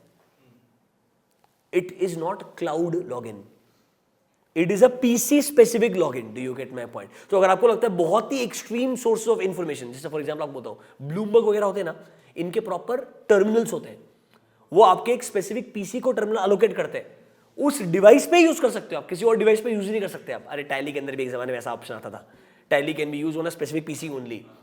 समझ रहे हो मेरा बात? तो बॉटम लाइन सबसे पहला चीज, क्या ये जो लॉगिन है वो टर्मिनल स्पेसिफिक है या एनी लॉगिन है? तो आप टर्मिनल स्पेसिफिक कर सकते हो अगर आपको रिस्क बहुत ज्यादा लगता है तो। अच्छा टर्मिनल सही है। अब फॉर एग्जांपल ब्लूमबर्ग का हमने कनेक्शन लिया हुआ है, हमारे ऑफिस में 100 लोग काम करते हैं, तो हमने 100 लोगों के ऑफिस के अंदर ब्लूमबर्ग के लिए क्या किया, एक छोटा सा कैबिन बना दिया। उस कैबिन में 2 टर्मिनल है, टर्मिनल 1 टर्मिनल 2। तो ब्लूमबर्ग का जो कनेक्शन है वहीं से स्टैब्लिश हो सकता है। अब उस कैबिन में कौन जा सकता है, वो तो फिजिकल एक्सेस कंट्रोल हो गया। अब अगर मैं कैबिन के अंदर गया, जाने के बाद में मैंने यूजर आईडी पासवर्ड डालना चाहिए। यूजर आईडी पासवर्ड डालने के बाद पता चलेगा कि भाई जो कैटेगरी का यूजर है उसके लिए एक एक्सेस टोकन बनेगा। लॉगिन करने के बाद में क्या बनेगा, एक्सेस टोकन।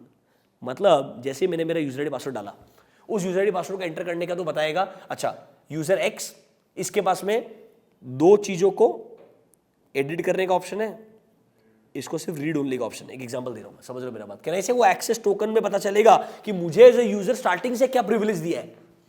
समझ रहे हो मेरा बात तुम? कहना इसे ये एक्सेस टोकन का जो कंटेंट है इसको वो लोग क्रॉस वेरीफाई करेंगे, प्रॉपर लिस्ट रहती होगी, list of all the user. There are 10 users, 10 user में से ये यूजर है क्या? हाँ सर मैच होता है ये यूजर। अच्छा ये यूजर नंबर 5 जो है, इसको सर 2 के अंदर एडिट का ऑप्शन दिया, 1 में रीड का एक्सेस दिया। कहना इसे प्रॉपर कंट्रोल लिस्ट रहेगा। अच्छा उस कंट्रोल लिस्ट को कंट्रोल करने वाला रिसोर्स ओनर भी रहेगा, तो जिसने भाई कनेक्शन लिया होगा, जो हमारे पार्टनर रहेंगे, उनके पास ओनरशिप रहेगा, वो स्टैब्लिश करेंगे 4 यूजर अलाउड है, सॉरी 10 यूजर अलाउड है, 10 में से इस यूजर को ये अलाउड है, ये अलाउड नहीं है। तो सर सबसे पहला चीज इन केस ऑफ OS, सबसे पहले लॉगिन कहां से कर रहा है, नंबर 1 लॉगिन करने के बाद एक्सेस टोकन के हिसाब से उसको किस चीज का एक्सेस मिलना चाहिए, किसका एक्सेस नहीं मिलना चाहिए। फिर एक्सेस टोकन का जो कंटेंट है ना, वो भी कंट्रोल लिस्ट से कंपेयर होता है कि भाई उस लिस्ट में बोला है यूजर नंबर 5 को अलाउड है, तो हाँ अलाउड है। क्या अलाउड है? ये 2 चीज अलाउड है, ये अलाउड नहीं है, तो जो अलाउड है उतना ही मेरे को एक्सेस मिलना चाहिए। Are you understanding my point? थोड़ा मैं डिटेल पे जा रहा हूं, पर आपको 2 पॉइंट पिक करने हैं यहाँ पे। क्या 2 पॉइंट पिक करने? आज हो जाए। नंबर 1 सबसे पहले terminal login procedure, dedicated terminal पे लॉगिन हो सकता है, ये आपको पता होना चाहिए। और फिर जैसे आपने लॉगिन किया, कहना इसे एक एक्सेस टोकन बनेगा। देखो if the login attempt is successful, OS will create your access token, जिसमें इंफॉर्मेशन रहेगा आपका यूजर आईडी, पासवर्ड एंड क्या क्या प्रिविलेजेस आपको दिए हुए हैं। क्या आपको ये 2 पॉइंट समझ में आए क्या? अगला पॉइंट एक्चुअली में OS के कंट्रोल नहीं है, ये एक्सेस टोकन और ये एक ही पॉइंट है पूरा का पूरा। Literally point number C, D, E and F is 1 point only. तुम सिर्फ एक्सेस टोकन लिखना बाय द वे. एग्जाम के हिसाब से बात कर रहे हैं अभी अपन, समझाने के समझाए. तो एक्सेस टोकन जब आप पहली बार रजिस्टर करते हो तो बनता होगा कि भाई यूजर रजिस्टर कर रहा है पहली बार, इस डेजिग्नेशन पे अप्रूव किया, इसको ये एक्सेस दो, ये एक्सेस मत दो. सर अब हमेशा कोई ना कोई रिसोर्स ओनर होता होगा जिसके पास प्रॉपर कंट्रोल लिस्ट रहती होगी. ये 10 लोग हैं, एक एम्प्लॉय छोड़ के गया तो सर उसको उसमें से निकालना पड़ेगा. नया एम्प्लॉय ने ज्वाइन किया, उसके नया अकाउंट क्रिएट करना पड़ेगा. किसी का प्रमोशन हुआ तो उसके प्रिविलेजेस को चेंज करना पड़ेगा. ये सब पूरा का पूरा जो है ना प्रिविलेज मैनेजमेंट सिस्टम कहलाता है. अब आप नोटिस करो वो कॉन्सेप्ट आपके सिलेबस में ही नहीं. सबसे इंपॉर्टेंट कॉन्सेप्ट ये है. वही बोल रहा हूं ना, प्रॉब्लम ये है वो सिर्फ बुक्स के हिसाब से जा रहे हैं. वो ये सोच ही नहीं रहे तेरे को क्या मिनिमम आना चाहिए. मैं वापस क्रिटिसाइज नहीं करना चाहता, बट पॉइंट्स इसलिए आप समझने ट्राई करो. सारे सारे कंबाइंड में एक सिंगल पॉइंट है. तुम्हारे को एग्जाम में क्या लिखने का है? Terminal login. डेडिकेटेड टर्मिनल से लॉगिन हो सकता है, यूजर आईडी पासवर्ड तो लॉगिन कर पाओगे. लॉगिन हुआ, एक्सेस टोकन बनेगा. एक्सेस टोकन में क्या आएगा? इंपॉर्टेंट इन्फॉर्मेशन, मेरा यूजर आईडी पासवर्ड एंड मुझे क्या प्रिविलेजेस दिए. 2 पॉइंट खत्म हो गए. नेक्स्ट पेज पे आओ, बाकी छोड़ दो, कोई जरूरत नहीं. नेक्स्ट पेज और डायरेक्टली सीधा पासवर्ड मैनेजमेंट सिस्टम, फेवरेट. वापस से अरे भाई इधर भी तो लॉगिन करते हो, यूजर आईडी पासवर्ड ही आएगा ना. Time pass. मैं क्या बोल रहा ना, तुमको डरावना लगेगा ओएस कंट्रोल शिट आ गया. अरे कुछ नहीं है, अंदर आधी से ज्यादा चीजें टाइम पास है बिल्कुल. तो प्रॉपर पासवर्ड मैनेजमेंट सिस्टम होना चाहिए. मतलब स्ट्रॉन्ग पासवर्ड बनाने का, ऑथराइज इंसान सही पासवर्ड एंटर करेगा. गलत पासवर्ड एंटर किया तो याद है ना कितनी बार गलत पासवर्ड एंटर कर सकते हो, उससे अकाउंट ब्लॉक भी हो जाएगा, ये मालूम होना चाहिए आपको. अच्छा, ये टर्मिनल पे लॉगिन किया, लॉगिन करके भूल गया, ऑटोमेटिक लॉगआउट भी होना चाहिए. यस और नो? तो जरा नीचे आओ, terminal time out. Log out the user if the terminal is inactive for a definite period of time. Logical है. फिर सर वो टर्मिनल एक इंपॉर्टेंट एरिया है, हम चाहते हैं सिर्फ ऑफिस टाइमिंग पे सुबह 10 से लेकर के शाम को 6 के बीच में यूज होना चाहिए. तो sir they should B a specific time period, उसके बियॉन्ड लॉगिन नहीं हो सकता है. मतलब लिटरली 5 पॉइंट लिखना तो टाइम पास है. इसीलिए जिसको समझ में नहीं है वो भी लिख सकता है. You know what I mean, right? फर्क ही नहीं पड़ रहा. तो उसके लिए तो और जिसको टेंशन ही नहीं जिंदगी में. तुम शांति से वापस, सबसे पहले टर्मिनल लॉगिन. दूसरा चीज एक्सेस टोकन. 2 पॉइंट पकड़ो यहाँ से. पासवर्ड मैनेजमेंट इंपॉर्टेंट है, ठीक है. उसके बाद में लॉग आउट के लिए ऑटोमेटिक ऑप्शन होना चाहिए उसके अंदर. If it is inactive for a certain period of time it should log out automatically. And sir they should B proper dedicated connection time. इस टाइम पीरियड के अंदर ही आप इसको यूज कर सकते हो, उसके बियॉन्ड यूज नहीं कर सकते हो. ये कंट्रोल लगा के रखो for your operating system access control. Do you feel comfortable? वापस आ जाओ. देखो, यूजर एक्सेस मैनेजमेंट हो गया, नेटवर्क एक्सेस कंट्रोल हो गया. नेटवर्क में याद रखना फायरवॉल. एक याद रखो कि तीनों पॉइंट अपने बाद आएंगे. Firewall, encryption, call back. और फिर सबके लिए एक पॉलिसी चाहिए, ठीक है. फिर सर ओएस एक्सेस कंट्रोल थोड़ा याद रखना. Sir it is logging in the system. तो टर्मिनल लॉगिन, एक्सेस टोकन आएगा, समझ रहे हो मेरा. पासवर्ड इंपॉर्टेंट है, उसका मैनेजमेंट सिस्टम रहना चाहिए. थोड़ा सोचोगे तो याद आ सकते हैं पॉइंट्स. मैं आपको ये बता रहा हूं.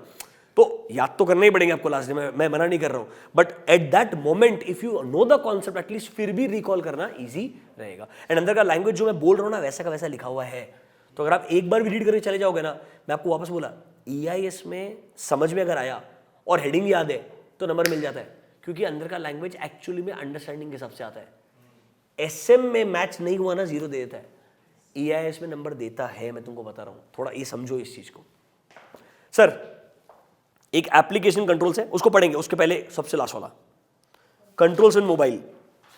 अगर लॉजिकल एक्सेस कंट्रोल पे क्वेश्चन आया, सुनो, logical access control 6 mark question. सबसे पहले लॉजिकल एक्सेस कंट्रोल का डेफिनेशन.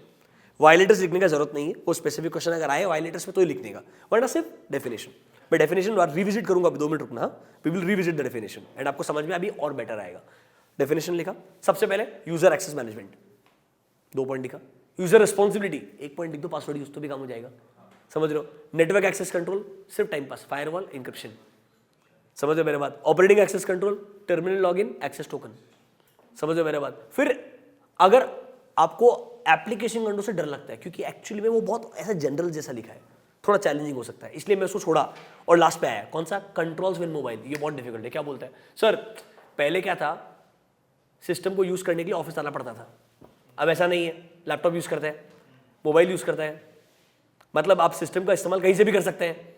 अरे यस और नो? तो मुझे टेंशन क्या है? When you are mobile that means you are moving, you are trying to log in from multiple locations. तो अरे सिंपल चीज है ना यार. अगर मैं डेलॉइट के सिस्टम को, सर्वर को एक्सेस करना चाहता है मेरे घर से या क्लाइंट प्लेस से या बस में ट्रैवल करते वक्त या फ्लाइट में ट्रैवल करते वक्त, do you get my point? तुम बोल फ्लाइट में इंटर इंडिया था, अलाउड है इंटरनेशनल फ्लाइट्स में, आर्ग्यू मत करो, होता है. इस तरह भी देता है इंडिया में, डजंट मैटर। आ जाओ वापस से। पॉइंट ये है, controls when mobile, that means when you are literally moving on that time also you should have control in place. मतलब जो लैपटॉप है ना, उसके लिए आइरिस स्कैनर, फिंगरप्रिंट स्कैनर, और एक्चुअली में जो लोग रियल टाइम में यूज करते हैं, मैं आपको बोलता हूँ, ऑथेंटिकेटर होता है ना, जैसे गूगल ऑथेंटिकेटर है, वैसे ऑर्गेनाइजेशन अपने खुद के ऑथेंटिकेटर बना लेते हैं। उस ऑथेंटिकेटर में रियल टाइम पे जो आपको ओटीपी आ रहा है वो अगर आप एंटर करोगे तो ही सिस्टम एक्सेस मिलेगा, वरना नहीं मिलेगा। सिंपल शब्दों में ये है आंसर, समझ रहे हो मेरे बात? आज इनका पढ़ लेते क्या बोलते हैं। Sir, in today's organisation computing facility is not restricted to only one place, we all know that. मतलब there is a very high risk कि यार when you are using portable computers data loss हो सकता है, इसलिए क्या करना चाहिए? फिंगरप्रिंट का इस्तेमाल करना चाहिए, आइरिस स्कैनर का इस्तेमाल करना चाहिए, smart cards. I don't know how will use a smart card in a laptop, but still do you understand my point? इनको लिखना था, इन्होंने लिख दिया। तो कंट्रोल्स इन मोबाइल। अब मुझे बताओ हम कहां पर हैं? लॉजिकल एक्सेस कंट्रोल है, उसमें user access management time pass, network access control logical है एकदम, समझ रहे हो मेरे बात? उसके बाद ओएस वाले कंट्रोल बिल्कुल सिंपल थे, कंट्रोल्स इन मोबाइल सिंपल थे, मतलब सब खत्म हो गया। वापस से बता रहा हूं, किसी एक पॉइंट के चक्कर में पूरा टॉपिक नहीं छोड़ना चाहिए। मैं बोलता हूं सबसे खराब करने वाला काम क्या है? Application control. इसका प्रॉब्लम क्या है? मैं बोलता हूं इसका प्रॉब्लम ये है कि तुमको एप्लीकेशन का मतलब ही नहीं मालूम। एप्लीकेशन का मतलब ये होता है when I am using a system, what can I input? Application is your input, processing and output. मतलब एप्लीकेशन लेवल इज, जब आपने सिस्टम बना लिया है, अब आप सिस्टम को यूज करने वाले हो। सिस्टम को यूज करना मतलब क्या? डेटा एंटर करना, डेटा को प्रोसेस करना और आउटपुट को रिसीव करना। तो input, processing and output is nothing but my application of the system. System का application is using the system. And how do you use the system? अरे system में कोई ना कोई कुछ एंटर करेगा तो कौन एंटर कर सकता है? वापस सेम क्वेश्चन। फिर प्रोसेसिंग ऑफ द सिस्टम, फिर आएगा आउटपुट। तो इसी के ऊपर कंट्रोल बनेंगे एप्लीकेशन कंट्रोल्स, जो आपको पढ़ाए जाएंगे। Do you get my point? तो हम थोड़े यहां ट्राई करेंगे कि कैसे लॉजिकल एक्सेस कंट्रोल में एप्लीकेशन कंट्रोल का रेलेवेंस आता है, क्योंकि इसके ऊपर एक सेपरेट सेट ऑफ कंट्रोल्स है ऑल टुगेदर। कंफ्यूजन क्या होता है? इधर एप्लीकेशन उधर एप्लीकेशन, लॉजिकल एक्सेस भूल ही जाता है आदमी। समझा क्या मेरा बात? इसीलिए इसको मैं साइड में रखा, साइड में रखो इसको, बाकी सब चीजें लॉजिकल है ना पूरा का पूरा। आ जाओ एप्लीकेशन में, मैं जो बोलता हूं उतना ढंग से पढ़ो, बाकी उड़ा दो, कोई दिक्कत नहीं है। दो तीन चीजें बोलता हूं। सबसे पहले इधर आओ, point number 1, 3C.18, information access restriction. ऊपर लिखो classic access control. Classic access control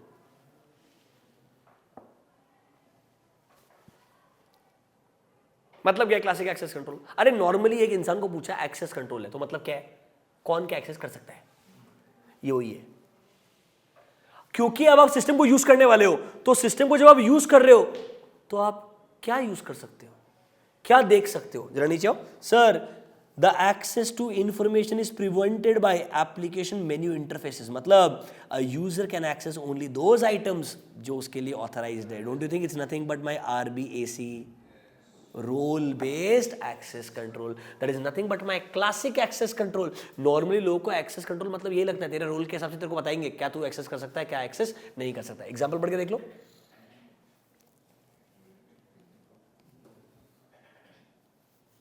है कि नहीं टाइम पास?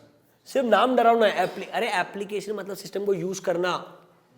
तो सबसे पहला चीज, अगर तू यूजर है तो तू क्या एक्सेस कर सकता है? पहला पॉइंट क्लियर है क्या? पहला पॉइंट, नीचे आ जाओ। सेंसिटिव सिस्टम आइसोलेशन ट्राई करूंगा, बहुत अच्छा चीज एक्चुअली में।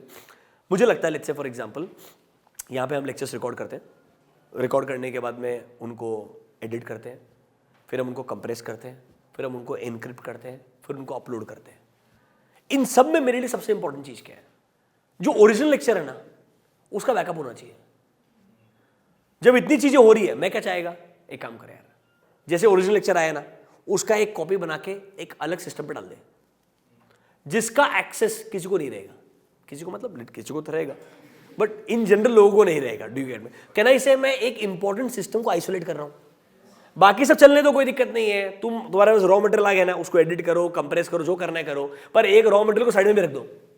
Do you get my point? Can I say I am isolating something which has extremely important value? Do you get? That is called system isolation.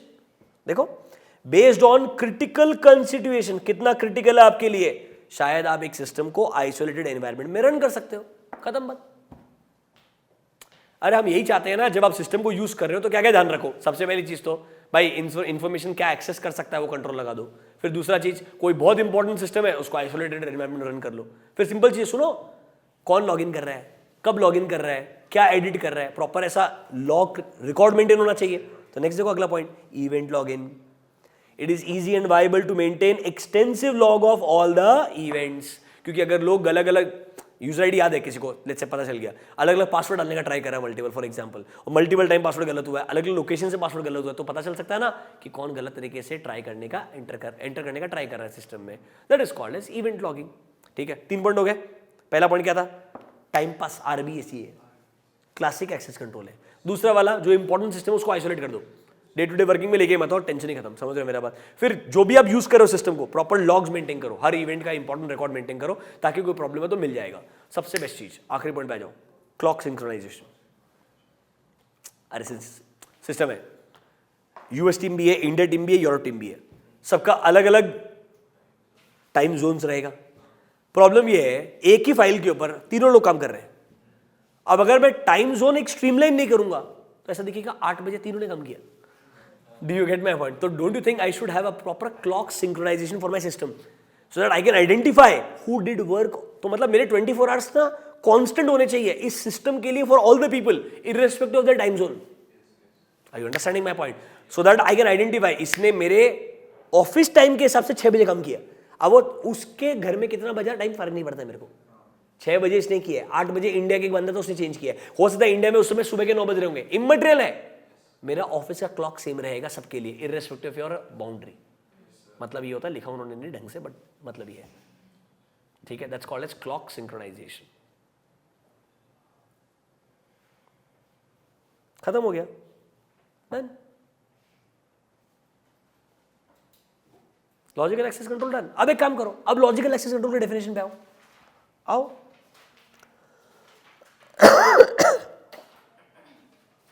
अब पढ़ो। Sir, logical access controls are controls कि हमारे information system resources को logically access किया जाए। मतलब हम किसके लिए कंट्रोल लगा रहे हैं, ओएस के लिए कंट्रोल लगा रहे हैं। Do you agree with me? Application software के लिए कंट्रोल लगा रहे हैं। अरे हाँ या ना, लॉजिकल है क्या? Boundary control is nothing but my user access management. फिर नेटवर्क कंट्रोल दिख रहा है क्या? एक्सेस टू डेटाबेस ऑब्जेक्ट्स, मतलब इट्स बेसिकली क्या इंफॉर्मेशन को आप एक्सेस करने का ट्राई कर रहे हो।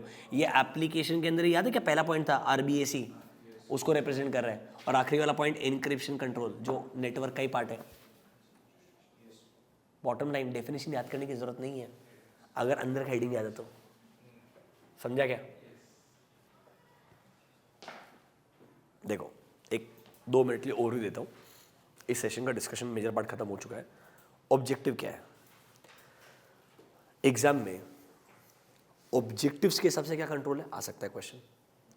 रिसोर्सेज के हिसाब से क्या कंट्रोल से आ सकता है क्वेश्चन। एनवायरमेंटल पे अलग से आ सकता है, फिजिकल एक्सेस पे अलग से आ सकता है। लॉजिकल एक्सेस तो अपने आप में खतरनाक ही है कि लॉजिकल एक्सेस कंट्रोल में डायरेक्ट क्वेश्चन पूछ लिया, या ओएस के ऊपर स्पेसिफिक क्वेश्चन पूछ लिया, नेटवर्क पे स्पेसिफिक क्वेश्चन पूछ लिया। 2 ही एरिया जिनको अच्छे लगते हैं, क्योंकि अच्छे पॉइंट्स दिए टिक टिक करने के लिए, मैच करके। समझ रहे हो मेरा बात? तो भाई सबसे ज़्यादा टाइम कहाँ स्पेंड करोगे? अगर आप total half an our spend करने वाले हो, जो सेशन मैंने अभी पढ़ाया आपको, आप खुद जब रिवाइज करोगे, if you going to spend half an hour, you should spend first 10 minutes on all the controls except logical access control, and last 20 minutes should be on logical access controls. Literally timer लगा के मत बैठना, it's more like an understanding given to you. अब मैं सच्ची बता रहा हूँ, ढंग से पढ़ के अगर एक बार स्ट्रीमलाइन करके मेरे को इतना इतना आता आना चाहिए, वो करके रखते हो, पूरा चैप्टर 3 लिटरली 2 से 2.5 घंटे में खत्म कर सकते हो। और उतना ही टाइम अलोकेट करना चाहिए। 7 मार्क का ही वेटेज है आउट ऑफ 35। जो आपका एमसीक्यू वाला पार्ट है वो तो अंडरस्टैंडिंग के ऊपर है ना यार, उसके लिए तो लेक्चर अटेंड किया आपने जिंदगी में, वो अंडरस्टैंडिंग वगैरह तो आपको दिक्कत नहीं आएगी आपको बिल्कुल भी आइडियली। तो that's how you should try to manage your time. Do you understand this? That was the objective. I hope you have a good understanding of objectives ka division and IS resources ka division.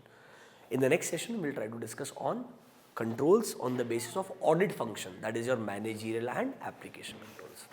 That's all guys for today. Thank you.